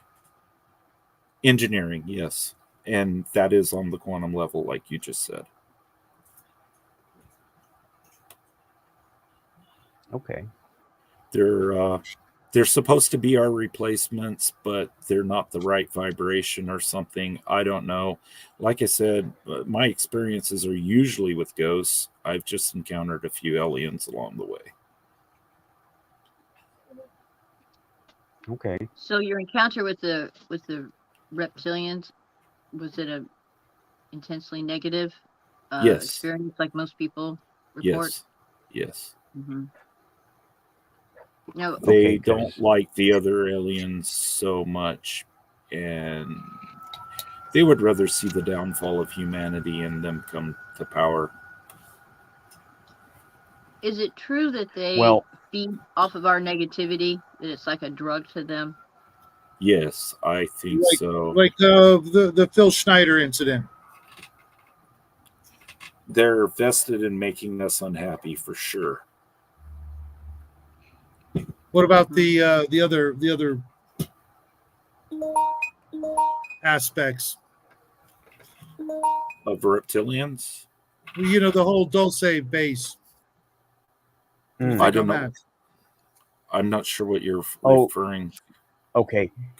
He hasn't. You were away when he said that I think you were away when he said that he hasn't really read. Tim hasn't really read other people's accounts. Okay. These are his accounts. Yeah. Everything I've been talking to you about has just been what I have felt and experienced, and I'm a pretty open person.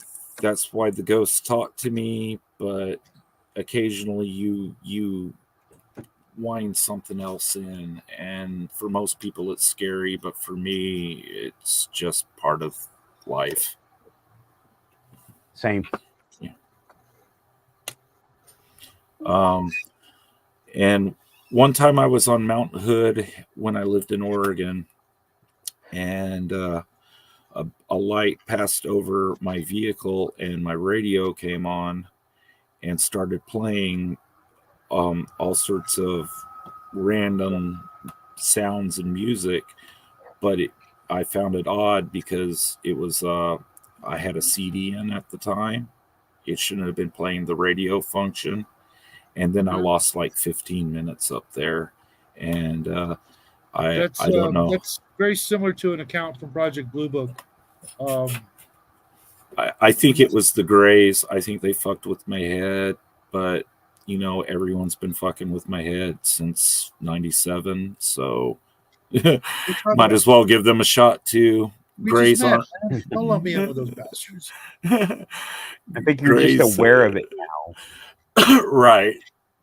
Greys are just, they're the template for an alien in this universe, and not all of them are evil, but a lot of them are, because evil people have a lot of tools. At least you didn't wake up with your head through the steering wheel. I think there may be a template, but I think we are as well. Yes, we were the miners. The aliens I've talked to have told me in detail that we were designed as miners on this planet to find the resources and put together the sensitive Glad you electronics. clarified, because we were talking about Epstein earlier. Yeah. I think we were made probably by the Anunnaki. They were here first. And I think that the Anunnaki took us from a sensitive place in our evolution and tried to develop the perfect land miner, and it ended up not working because we rebelled, like in Stargate or whatever you want to imagine, and they vowed that they would never come directly here again because we've become too powerful. But they did sponsor the reptilian projects and with the Greys, and tried to take over again, but they didn't do that directly. They're just indirectly involved with us.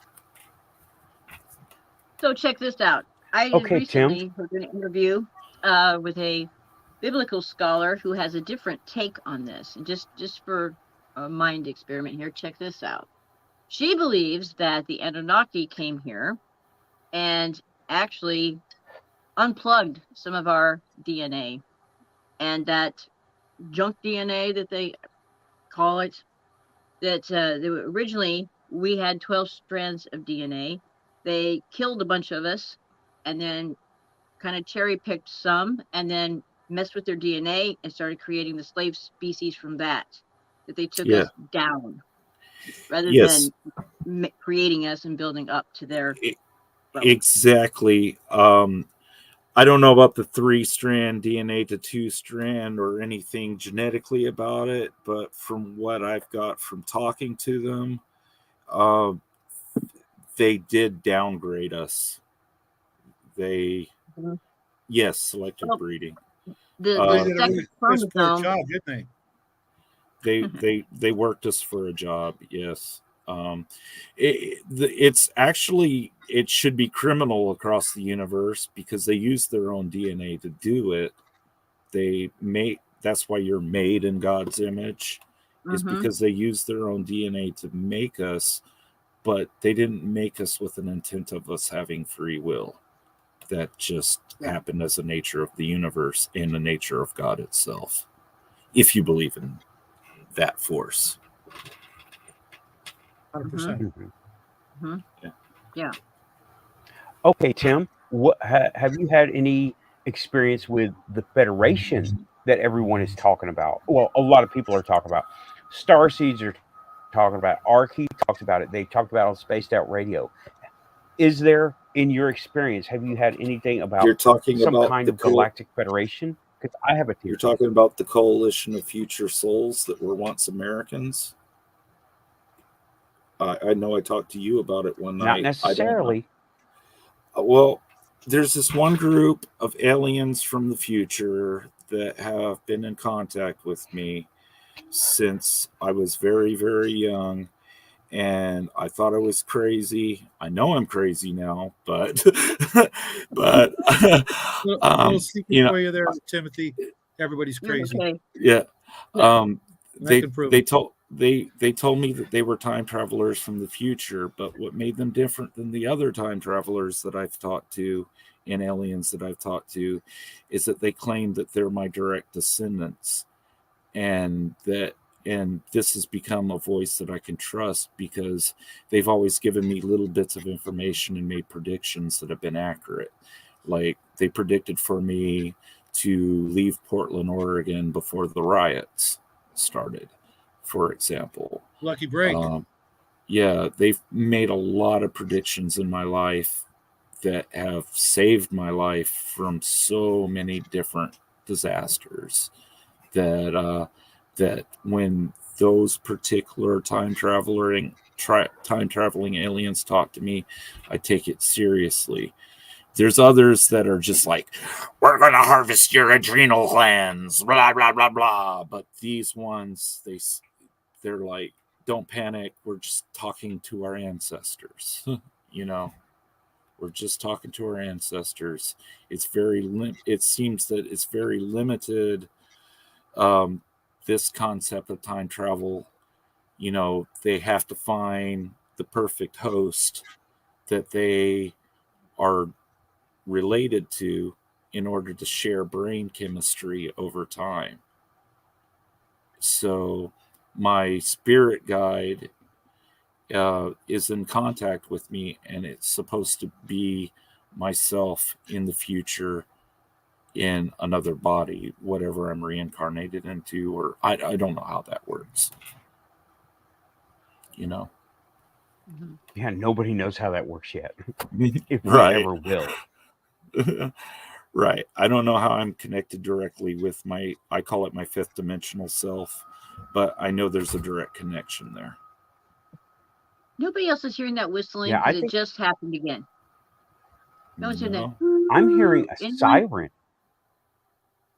I just hear I like heard a siren. It's just like a woo. Ooh, we've missed a few in chat. Selective Yeah. breeding, not beyond possible, just another selection pressure. Explains why humans enjoy working, being an emotion. Yes. We definitely have free will and a divine spark, but 99% of our decisions are unconscious. Yep. Let's get hog wild. I'm into it. Nathan says we're the ones with the vision to see reality. Society calls that crazy. Yep. Yeah, I have a sense of being protected. Good. But lately has turned into dread. There's a little bit of existential dread in the beginning. It feels like you're not in control of your future.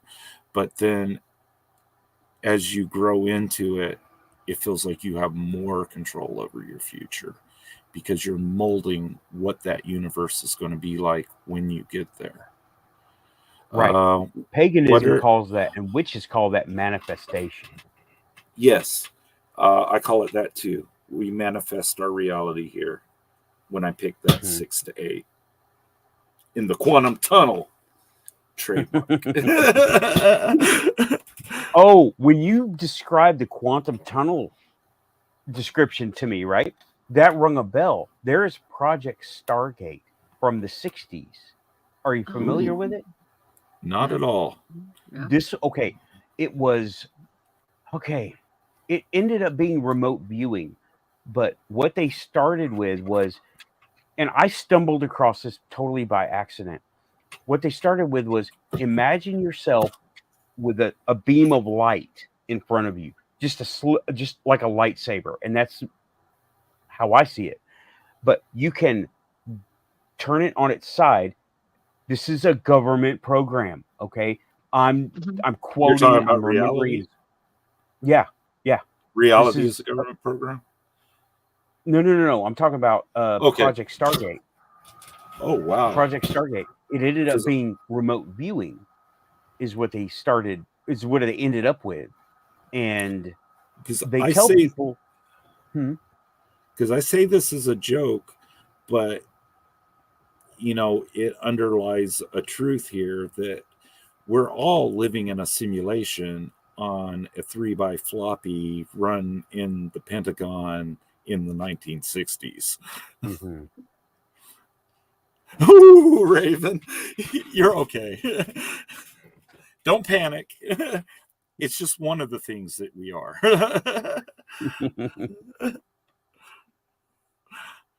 But the Project Stargate is it started in the 60s, ended up being remote viewing, but here's what they told their people to do.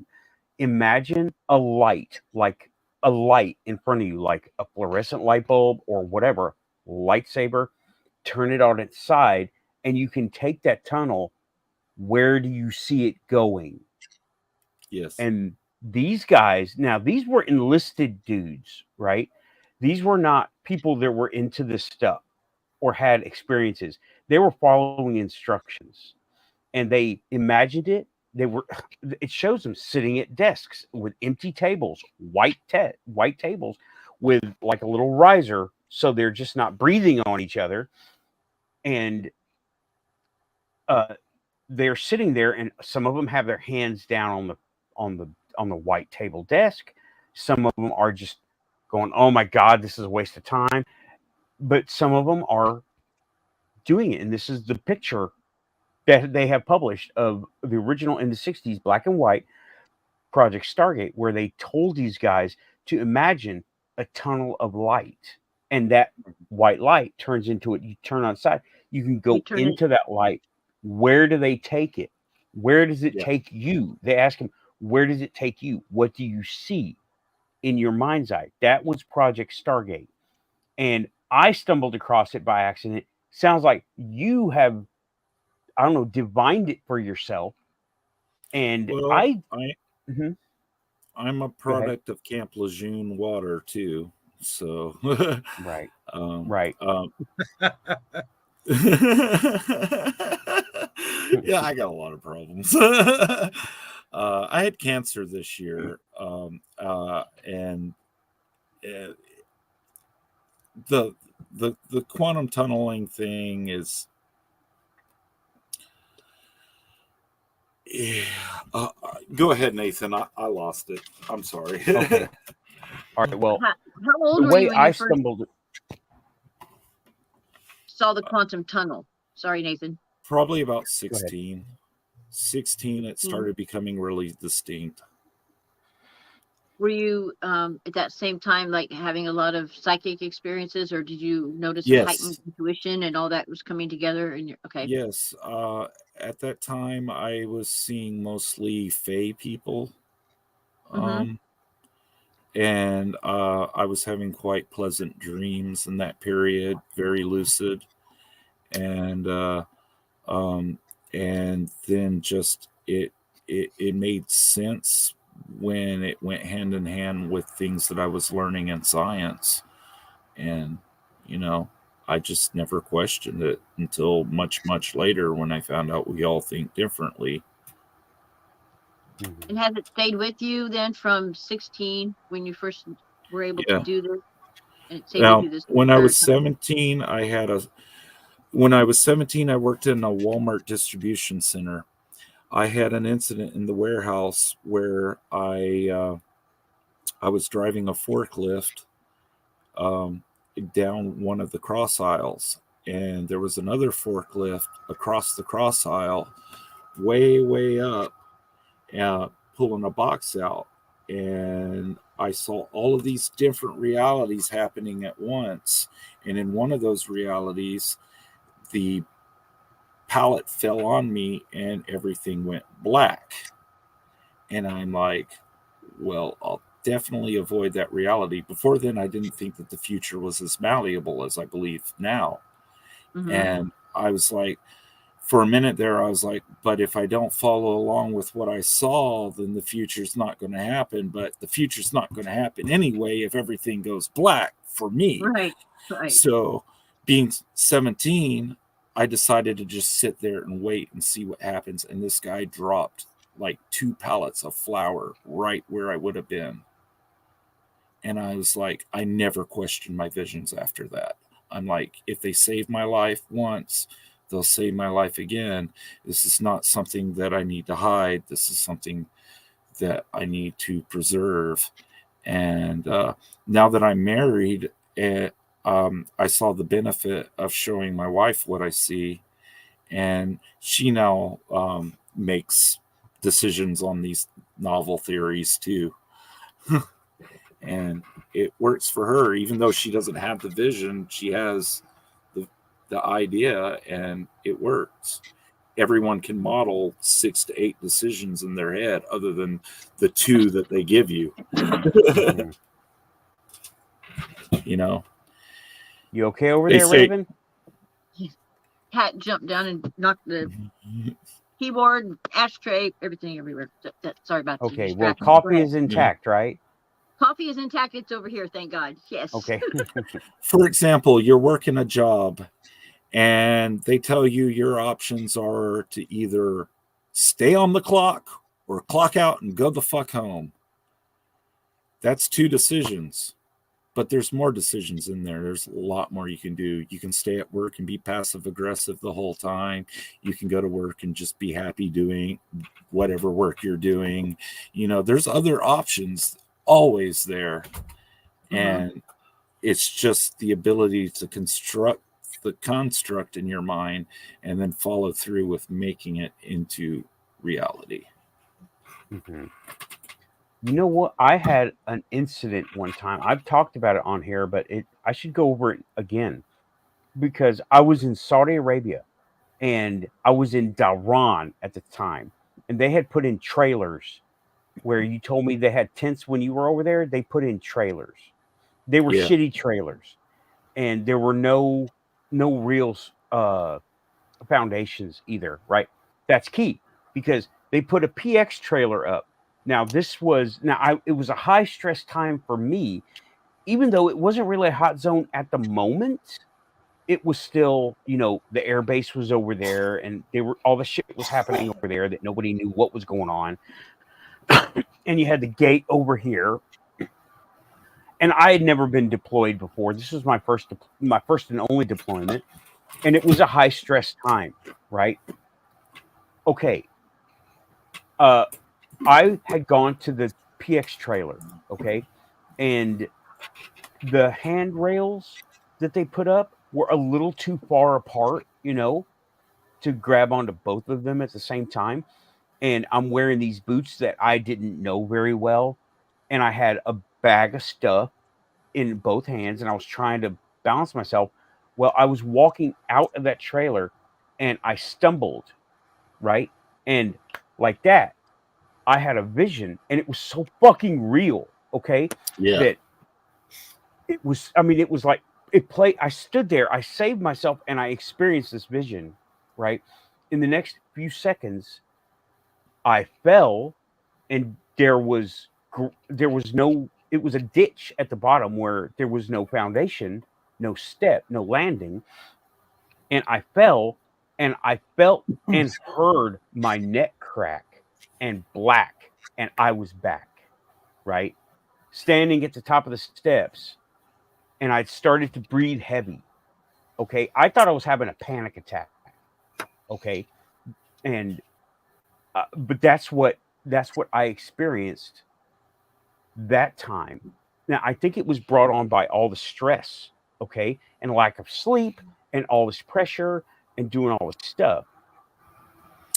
Stress and trauma do seem to go hand in hand with the paranormal, Nathan. Oh, yeah. And that actually happened to me, where I experienced that reality for 1 or 2 seconds. Yeah. Yeah, I heard my neck crack. Okay. I felt it.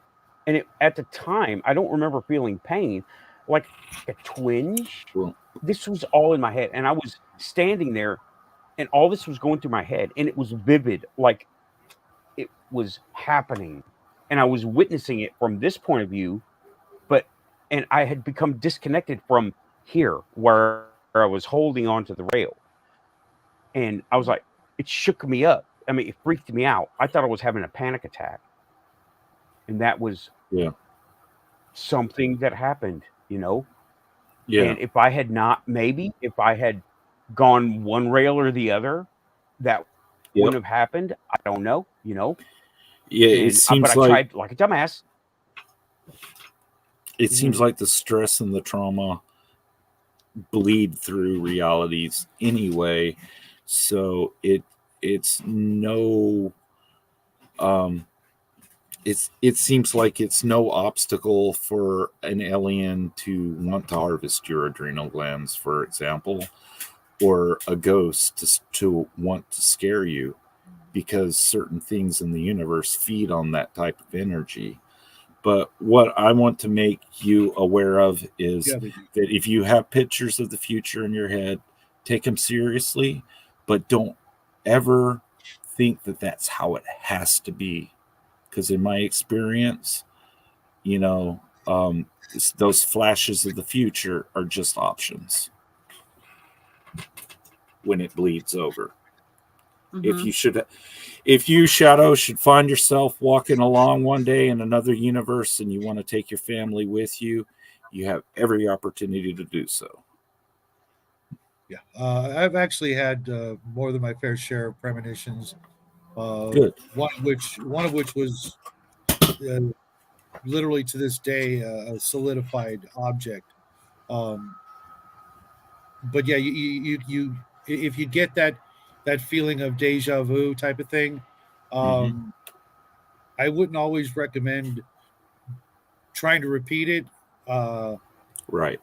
you really, unless you see really farther than that one action or that one activity or what have you, it could, there's literally an infinite number of ways that can go.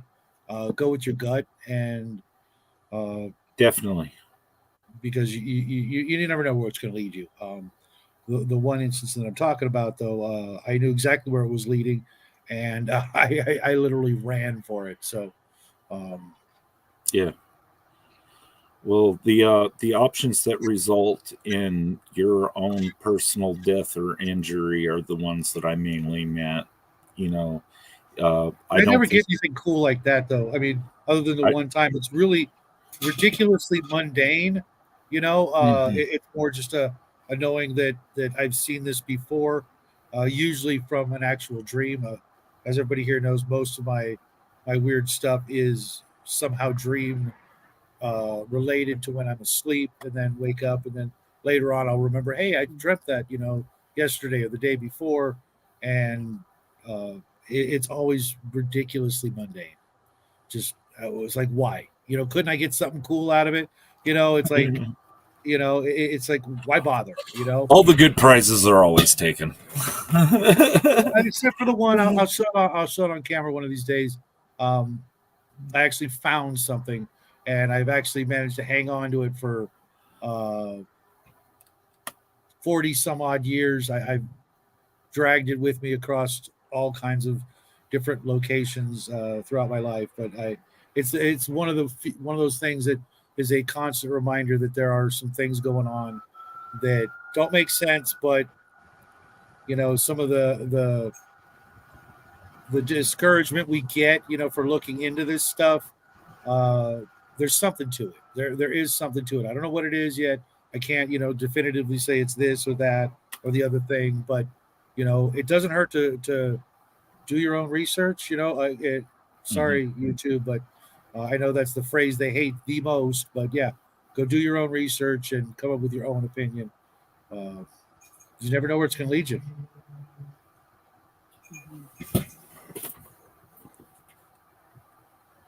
Yeah. Right, Raven? That's the rabbit hole. We have the host of the rabbit hole right here. We know all. Yeah. You okay I'm over there, gonna Raven? She's What? been invaded by raccoons and evaded by cats. That's normal. That's normal. I was thinking something else, but The there was it brought to mind something that happened, and I really don't know if this is a quantum thing or if this is another reality. I was making a left-hand turn, a big intersection that's not far from my house, and I had my life flash before my eyes, as this Yes. car had ran a red light and was about ready to T-bone me. And the car went through me. It turned into like the outline of the vehicle was in white light, almost silvery white light, and I saw, and it just went right through me.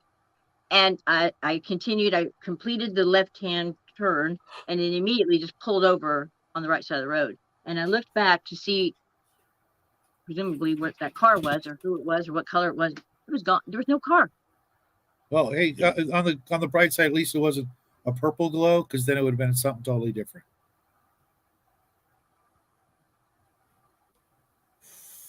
Like Okay. what? A hallucination. Oh,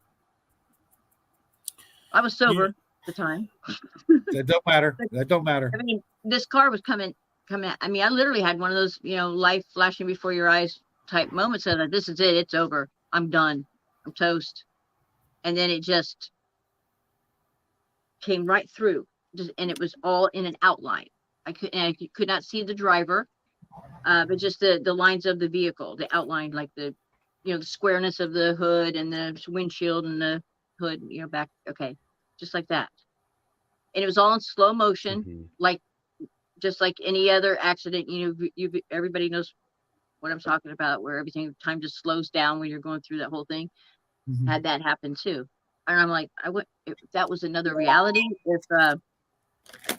if they say we're all multi-dimensional, and so I wonder if I had a glimpse of another me in another parallel reality that got creamed that night and killed. Yeah, I think this happens a lot more than I think people that's are what willing happened. to admit. Yeah, I think that's what you experience is shades of the other reality. Yeah. Yep. If I was a cat, that would have been one of my 9 lives right there, right? Yeah. All right. Well, y'all, damn, we're cooking Wow. tonight, huh? Yeah, it's been a really good show. I did ask. Oh, Derek, there you are. I didn't see you come in, Derek. Derek Galloway has been wanting to come on the show, and I was thinking about I need an email address. I don't put out public links anymore, right? I need a contact information, and I think you contacted me on Facebook at one time. He says he's been lurking in quantum mode. I love that. And I'd be happy to send you a link to get you on here for literally the last little bit. Let's see, Black says, I'm lagging. I had walked away from Messenger over to see if I can 14 vehicle accidents where the vehicles were totally okay. Yeah, Black Dragon. Okay.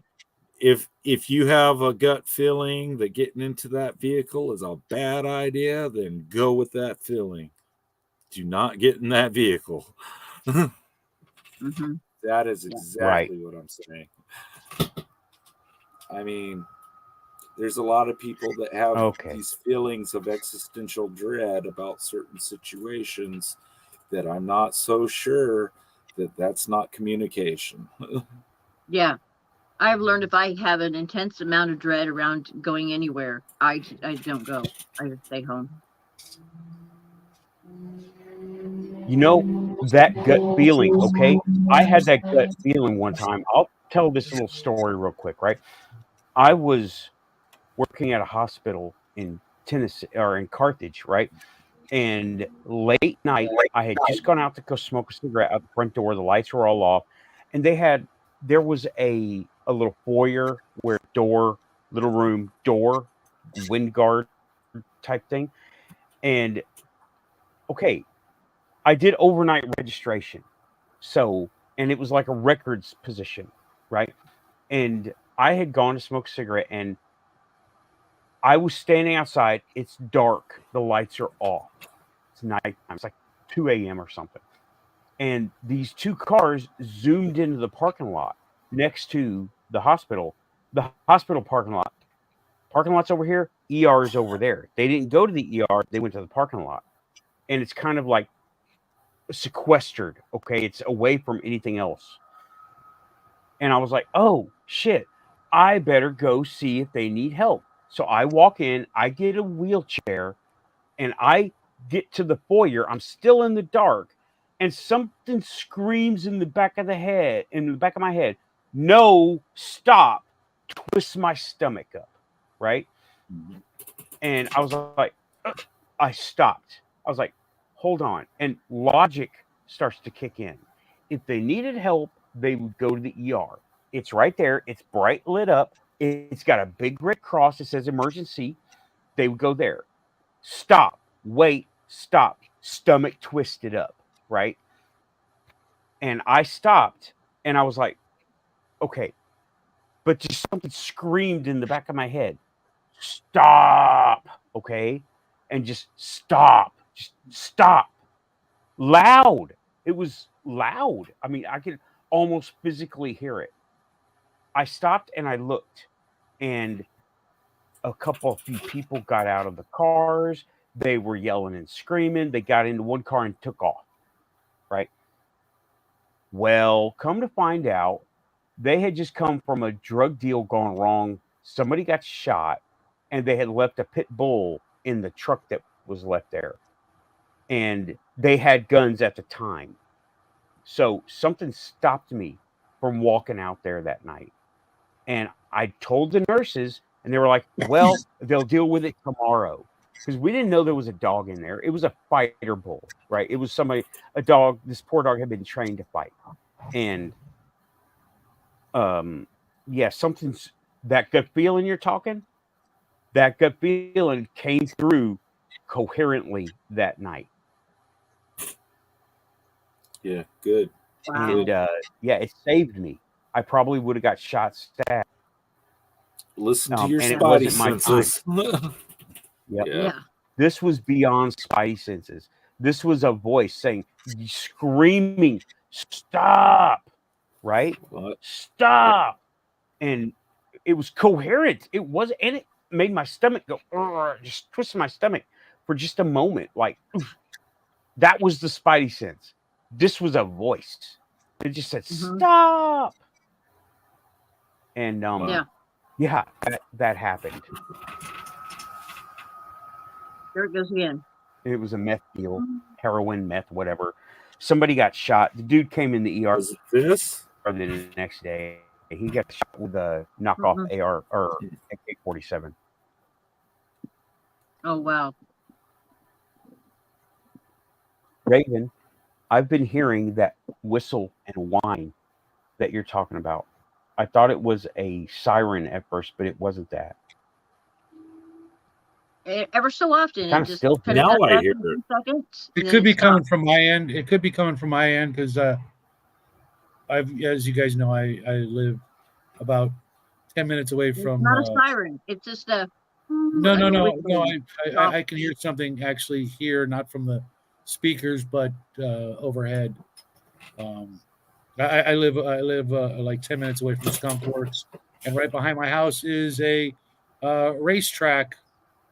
Of an interstate, right? No, it's not an interstate. It's like a 4-lane. One of our bigger Oh, I streets. hear it now. Yeah, It's it's the just traffic, vehicles probably. whistling down the road. Mhm. That Okay. And better, Lunar. Hmm. Yeah, it's just cars or aircraft. Okay. Mystery solved. Debunked. Debunking on the Quantum Show. And I'm all about that. Shadow, I'm looking to you because you're a resident skeptic. I realize that anything I say or do could be taken as a product of my delusions or hallucinations or visions or whatever. Just gotta cover all the bases. Occam's razor being a very useful tool. Right. But And I understand. 16. I understand that it's not gremlins in the plane engine that are wrecking the planes flying over the Atlantic, that it's the pilots sleepy and seeing gremlins. There's so many analogy. There's so many things that people just don't take into account for these things. You guys have Yes. heard me already. I'm on board with some things, but other things, I'm gonna have to, dig a little deeper. Right. I feel it's dangerous to just believe in things, because when you believe in things, you give those things power, and some of those things manifest themselves in negative ways. Like the subject we were talking about earlier, Nathan and I agree that you shouldn't learn too much about demons, because they can take residence in your head if you learn too much about them. Too late. Too late. You got to take in other knowledge too. Oh, absolutely. Well, learn, Absolutely. you know about you. You know about you too. So that's your guard. When you Yeah. know about you, then that's your guard against that stuff. Right. Yeah. It's just the I'd way we're much put together. rather, but I'd much rather have a skeptic in my haunted house with me than somebody who's just like believing and eating up everything that I tell them about this place. I mean, Yeah. you know, Well, the other thing is, when you believe too much in some of these things, you tend to not look for the other answers. right. And I've had, supernatural, if you will, experiences, but I still look for other answers. I don't come up with a conclusion, even to this day. That's Yeah. part of being it. It's like the only thing I can tell you with absolute certainty about anything is that I don't know. Even when Yeah. I think I do, I really don't. Nobody does. There's only one way to find out the answers, and you don't really want to go there to find those answers, because you'll find me burning down the Akashic records. Nice. uh, I love that metaphor. Thanks. Wow. How do you feel about what they call mass hallucinations, or more than one person witnessing the same paranormal event? I think that's actually kind of suspect as well, because unless everybody is talking, the only explanation would be a form of telepathy, to where everybody, is communicating the same sort of thing. And while I do know that there are limited forms of telepathy, or at least I've experienced things that lead to that conclusion, but I still don't know that that's the case. There could be a lot of other answers. Um, it's I don't know. I mean, there's some really good case examples. The Fatima uh, thing that happened a long time ago. Other like some UFO sightings, things like that. Aerial It's school. Well, UFOs are real according to the U.S. government now. yeah. Well, that's really like not even a double-edged sword. That's like a knife being thrown right back at us. If they say it's true, then anybody who Yeah. knows how to add two and two knows, well, then they can't be possible because the government told us. But Right. at the same time, or the news told us, even worse. So it's like that 5D chess. I know, I know, I know, kind of thing. And where do we go? How many steps do we have to go? I know that I know.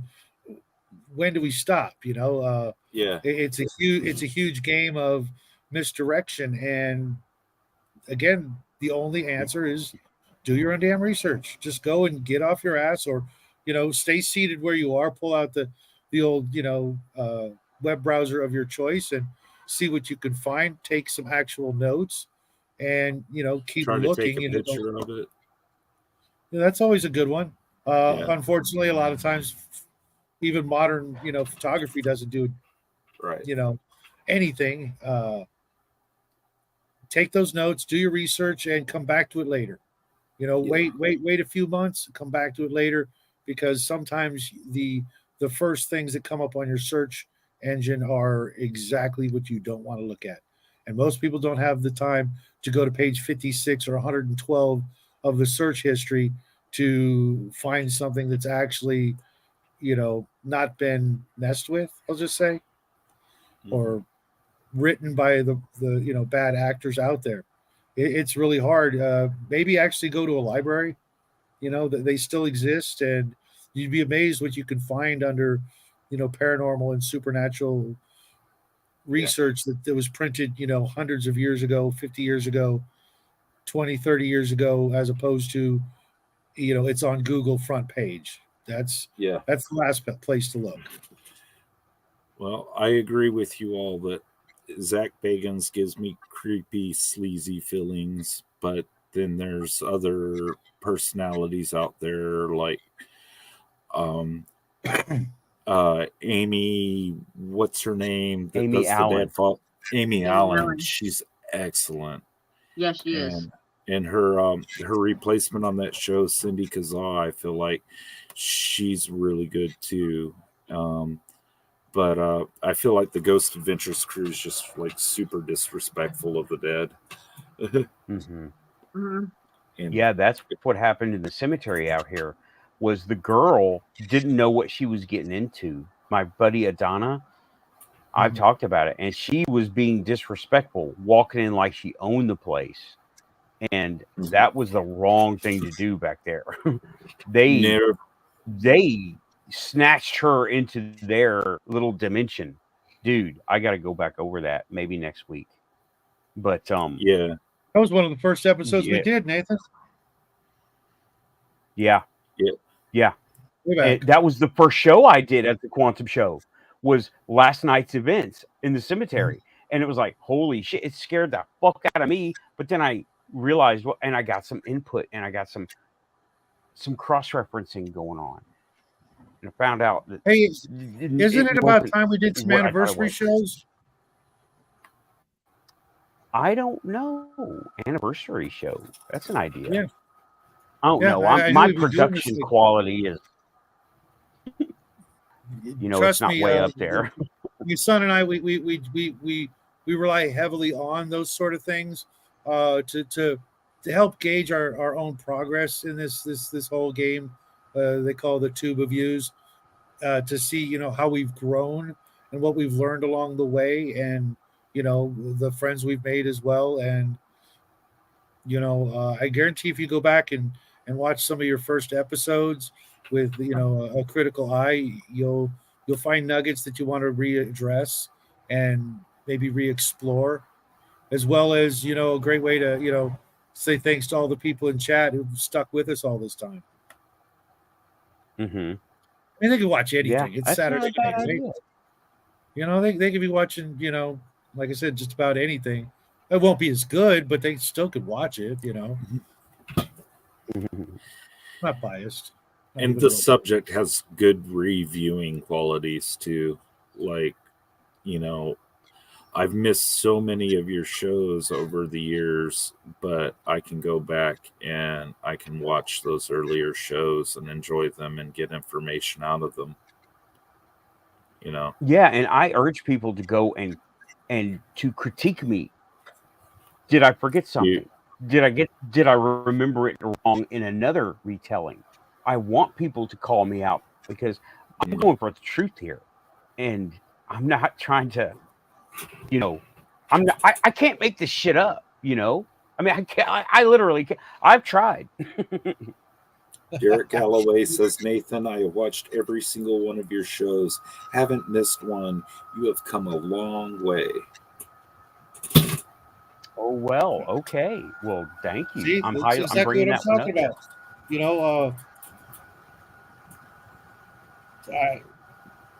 I never miss a show, but that, I'm kind of tied at the hip to it. But there's definitely time for reflection, and this medium really allows us to go back and look, into the past and see, so many different things. The quality of your production has really, really gone up in this last 6 months. Yeah. Well, I have prided myself at 28 frames per second. I am sticking to it.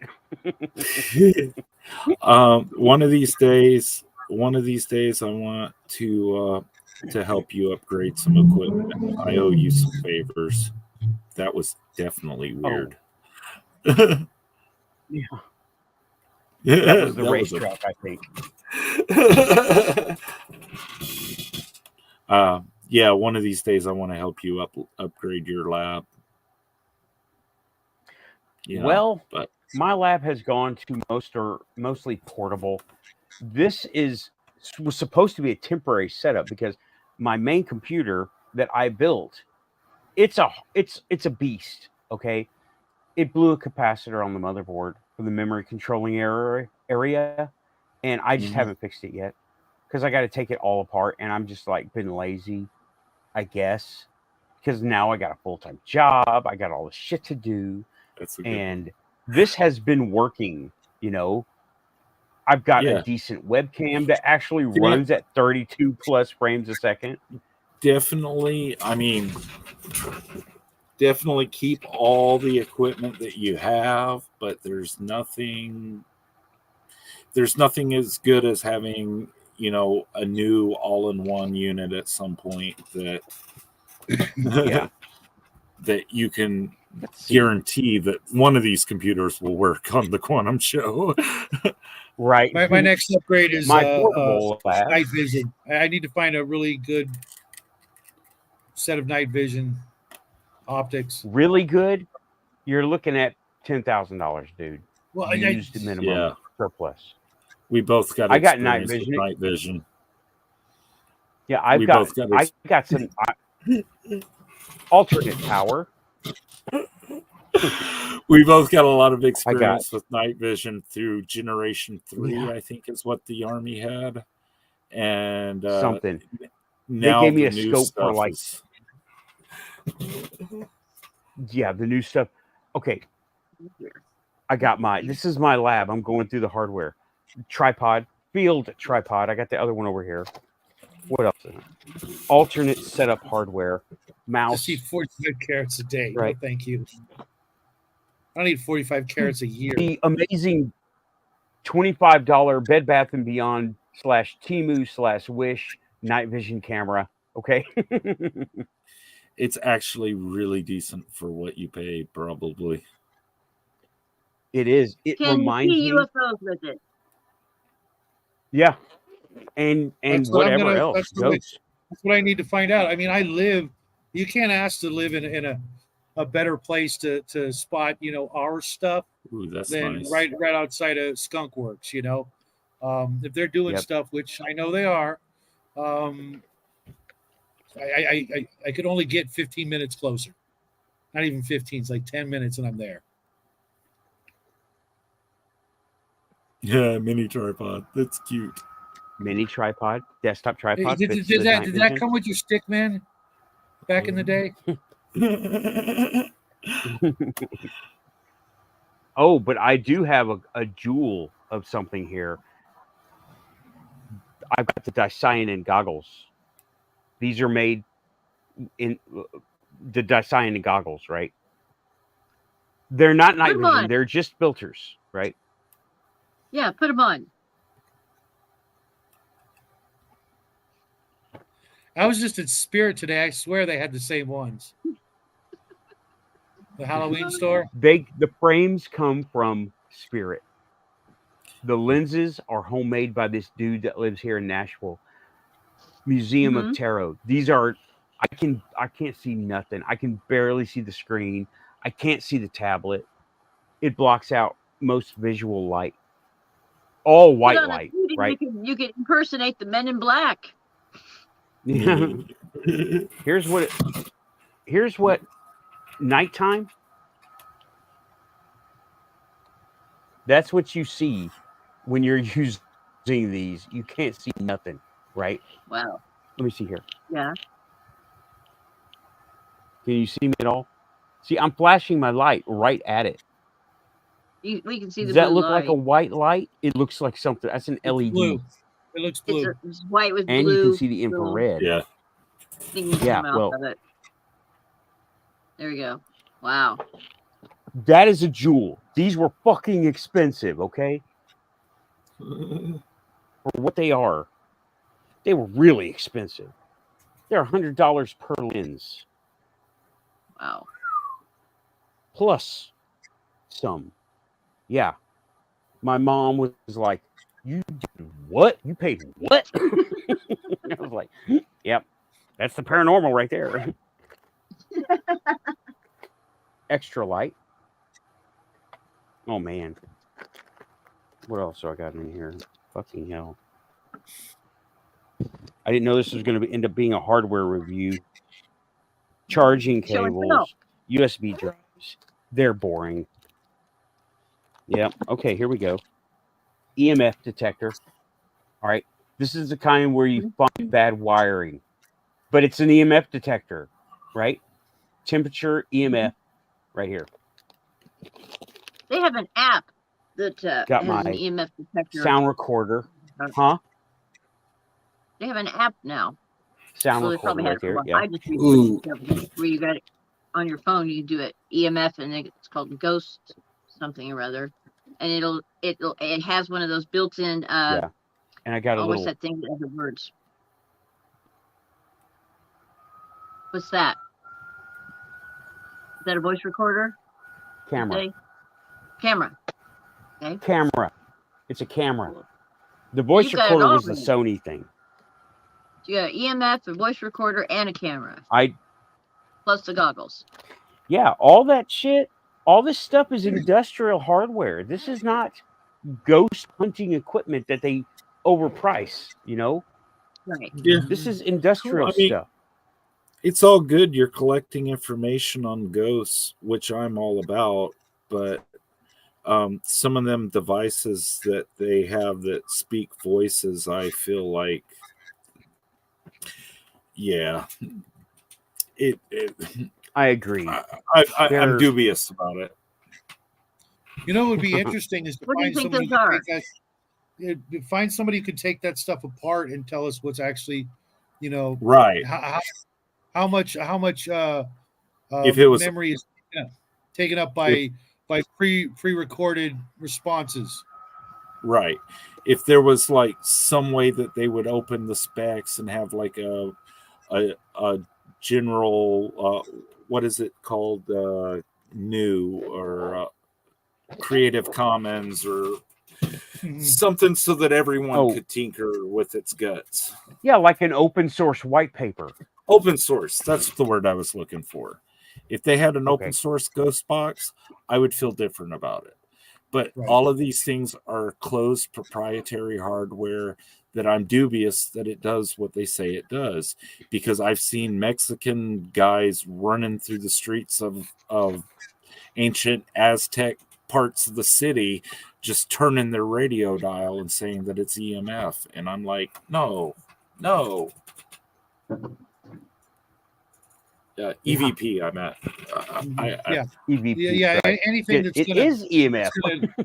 Anything that's gonna like translate that into words for us, I wouldn't buy that for a nickel. It's gonna have, you know, programming in it that's gonna probably, you know, include having a dictionary in it, and it's just gonna pick the closest thing, or maybe even, you know, have pre-canned responses, and everybody's just gonna, you know, buy into it, you know.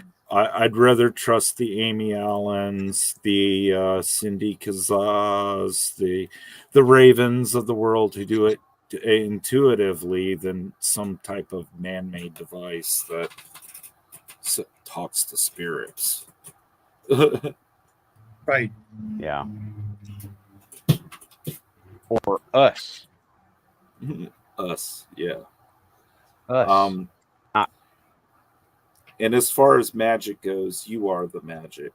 You know, you don't really need the tarot cards or the crystal balls. Sure, these things are great meditative foci, but if you know what you're doing, it's all about blood and energy.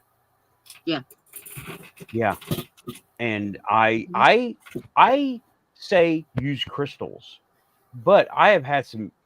I took a piece. I did it on here. Me and Raven and who was it? She's here all the time. Lynn Ann.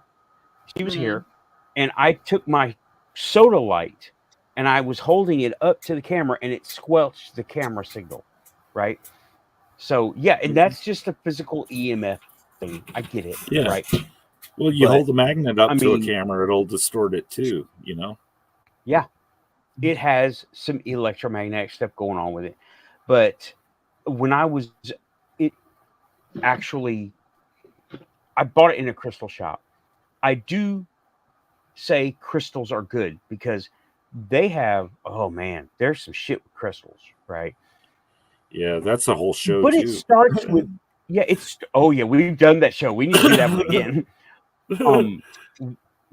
Does crystals start with us? Because like you said, we are the magic. The crystals don't do anything on their own. Like right now, I have set up a crystal healing network. Lynn's in it, Frank's in it, Leslie's in it, I'm in it. And Frank has said, and I asked all these people, can I do this for you, right? And they said yes.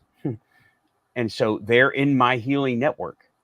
And they're getting, every time I look at it, I think about it, and I'm programming that crystal. But I'm the one doing it. The crystal isn't doing it. It just continues to do it because I set it up like that, because it is a computer. It is a full-featured computer. We just haven't discovered how to use them natural state yet. This one right here. This is it. This is the healing network hub.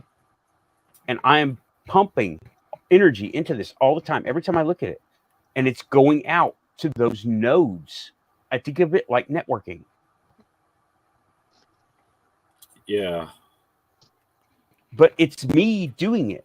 I don't need it, but it makes it easier for me. It, like you said, course. focal point. Yeah, And because if you can't do it is-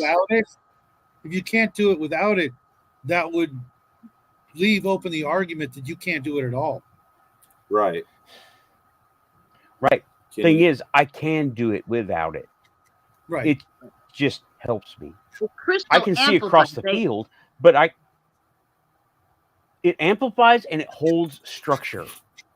And it is, amplifies I and call it a reflects. quantum walkie-talkie. I call it a Well, quantum walkie-talkie, right? I Go ahead. I think there's something that goes on there, because early radios had quartz crystals in them. Mhm. You know, They still do. They just Mis- manufacture them now. Some do. Yeah. Right. Well, Mystics have long used quartz crystals for communication long before radios were involved in communication, and I think that there's some type of link there, especially now that we're getting to particle physics where we can transfer matter and energy into matter and stuff. I think that somehow crystals retain energies that have been transmitted through them, not just quartz Yeah. crystals, but even mirrors. I think that's why mirrors are powerful, because they retain some of the energy that's been passed through them. Everyone's Well, seen a spooky mirror. Stuff there. I got a question for you guys. You guys say that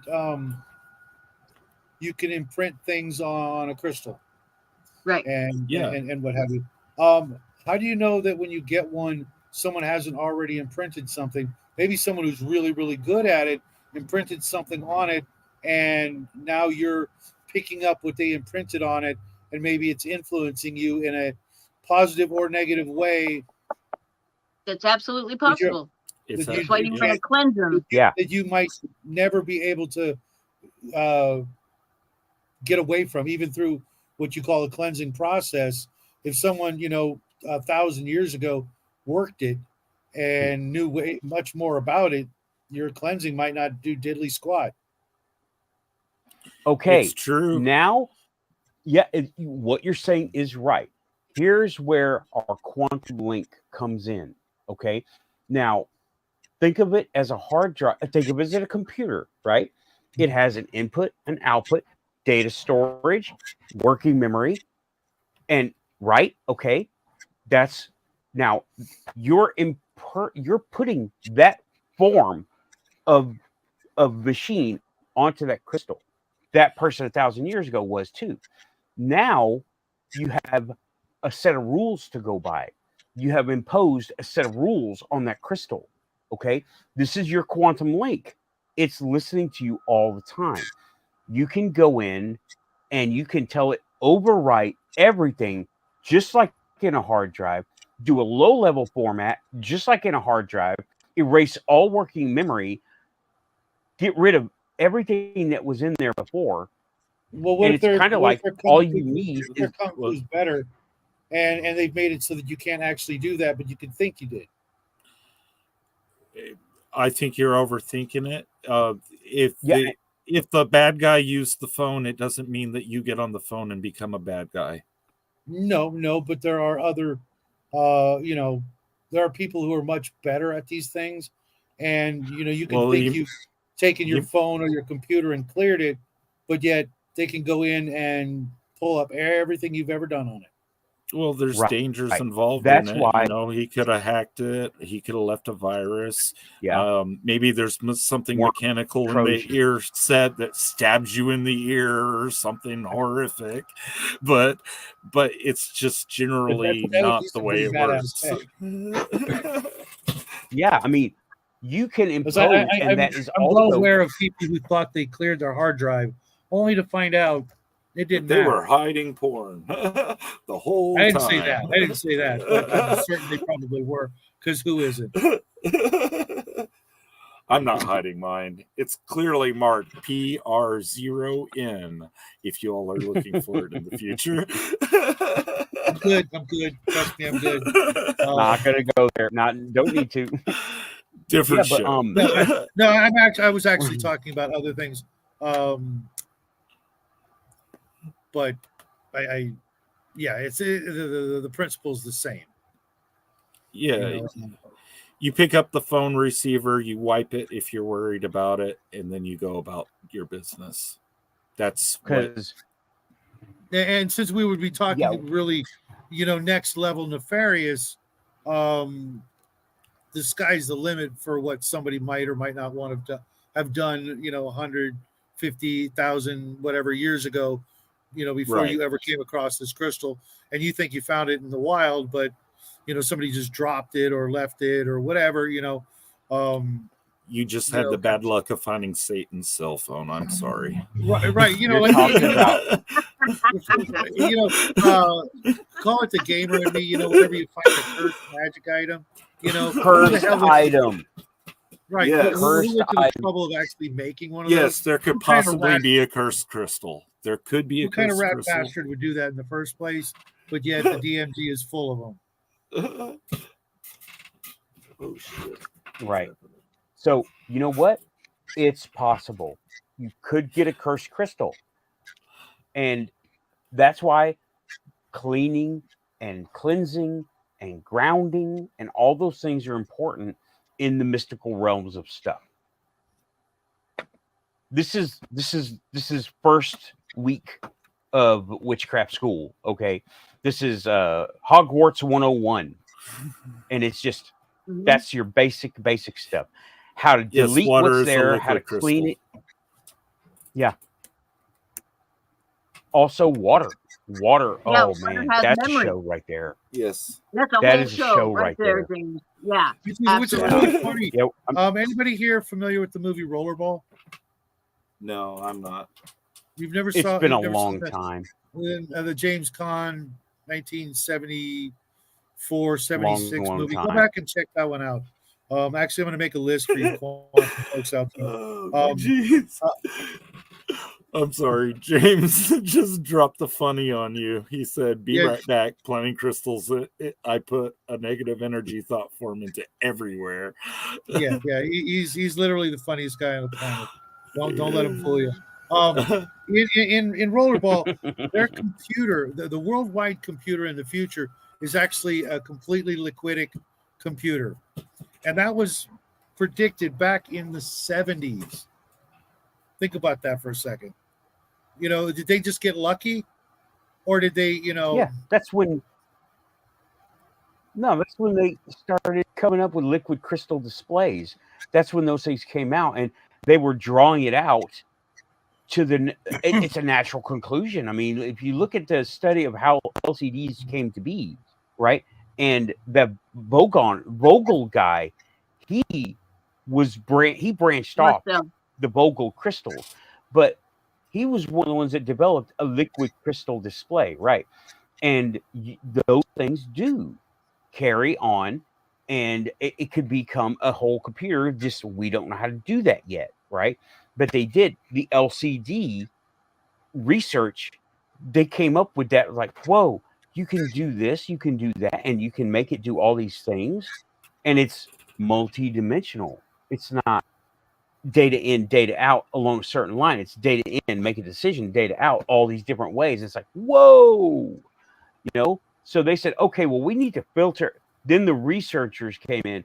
Vogel went on his own, and the people who making the watches, Casio, right, was a big developer. Casio was a big developer of this stuff, and they said, okay, well, we're not going to look at these aspects. We are going to look at these aspects, something we can quantify and work with. But yeah, I know what you're talking about. Now I know what you're talking about. I'm reading. Yeah, you are making sense, Shadow. Every once in a while, I have my moments. Oh, there's this dude. Speaking of the skeptics, Simon Fly has an open invite to come in and come on and critique the fuck out of everything because he disbelieves all of it. He is like mega muggle, okay? God, and he says, I love those guys. I know. Hey, I would love for him to come. As long as you don't invite super Shermer on the show, because I'm going to punch that guy right square in the gut. That guy is just, he gives Shermer, he's been on Rogan a bunch of times. And, yeah, he gives skeptics a bad name. He is just a government shill from way back, and he really needs not him. Nah, I stay away from the mainstream shows. Of course, yeah, mainstream shit. I stay away from those guys. I want Simon Fly to come out here. He is a UFO skeptic that he will. He's an everything skeptic except the party line. Right. He says he leads off all of his. He comes in a room. Hi, everybody. By the way, there's been no evidence of UFOs or bodies or any of it. And he starts with a line like that every time he goes into a show. And he has never come to this show, though he has an open invite. And I want him to come in, and he's going to say, Shadow, you're the only sane person here. You need more meds. You need meds, and I laugh need meds. my ass out of this chair. Yes. Real quick. Yeah, real quick. That's what. There's no such thing. Everybody's crazy. You know why? Because everybody's different. They've all been different since the beginning of time. There is no one template that we can all follow blindly down, being that this is the perfect example of sanity. Everybody is freaking different with all their own different wants and needs and desires. Yeah. Therefore, we're all a bunch of crazy fucks trying to make sense of an even crazier Except world. for the NPCs. They're even worse. They're not even people. It says it right there in the name. Yep. Yeah. Yep. And for the record, I can make a better NPCs in my sleep. Yeah. Y'all, we're going on 3 hours, and this has been a long, awesome show. Okay. This has been tremendous. Thank you for coming by. Absolutely. Thank you for having me. It's always nice to be able to put a face to a name. Appreciate you too, Shadow. As well as a voice. I've long been a fan of yours, Raven. Nathan, you know how far we go back. I want you all to know that in the future, I plan on hanging out in the chat room and just keeping chat active, talking to these guys over here. I don't know if I'll be on every show. He just had a spot on the panel tonight, and I really appreciated coming here and sharing my stories without being told that I'm stupid or whatever people say when we talk about paranormal. Oh, it's been a delight It's having been you a- here. It's been a fascination of mine since the Travis Walton, actually maybe even before that, but probably Travis Walton, the first time on the radio, Chariots of the Gods, all those question marks just opened up, more questions for me, and it's nice to have somebody new on the show to Fresh talk ideas. about different stuff and different perspectives, because that's one thing here we will do is we will listen. During the after party we might razz you, to hell and back, but when we're here we're going to keep it civil and polite and respectful. But it was actually one of the best shows, at least the best show since The last show. Last show. Mhm. Thank you, Black Okay. Dragon. Thank you, James L. Let's see who else is still here. Nathan, you're right there. Hellfire That's Studios. I'm sure that it's demons talking to you and your dog's farts. And I think that's everyone who's been here in the last 20 minutes. Yeah. We've got 16 people watching, but they're not chatting. And that's fine too. That's fine too. So everybody, And I'm of going to course, do Cindy, the thank you for being obligatory. here, Cindy. Good night, Cindy. Hey, yep, Cindy. Cindy's been lurking and listening. Awesome. But I'm going to say the obligatory like and subscribe. If you're here, you're quantum. Proxy quantum is still quantum. Yeah. We just got to Hellfire. We got to 3 hours, and I'm running down a public steam. Okay, so I'm just. It's time for another break. I need to get more coffee, and Me too. it's been 3 hours. We've had a constant 11 or 12 people, 16 right now. It's been great. Everybody, check the links in the description. They're there right now, and I check tomorrow because I will have modded them. And everybody in the list is proving themselves to be quantum somehow, some form, fashion. And everybody, have a great rest of the night. Have a great week. Great rest of the weekend. It's Sunday tomorrow. I go back to work. And yeah, keep it quantum. Best show since the last show. Subscribe to Shadow and Sun. Subscribe to DJ Wardove, and go over and see Raven's Rabbit Hole on 12radio.com. Link is in the description. She's going to be starting up a YouTube channel soon. You go and subscribe to her channel, anyways. Yes. Yeah, subscribe anyway, because let's get her to that call it 50 so a she can start live precursor. streaming. Well, I made a video. I just haven't figured out how to upload it yet. Yes, sir. You most definitely have been. We can talk about that. Yeah, and bacon. Let's be Okay.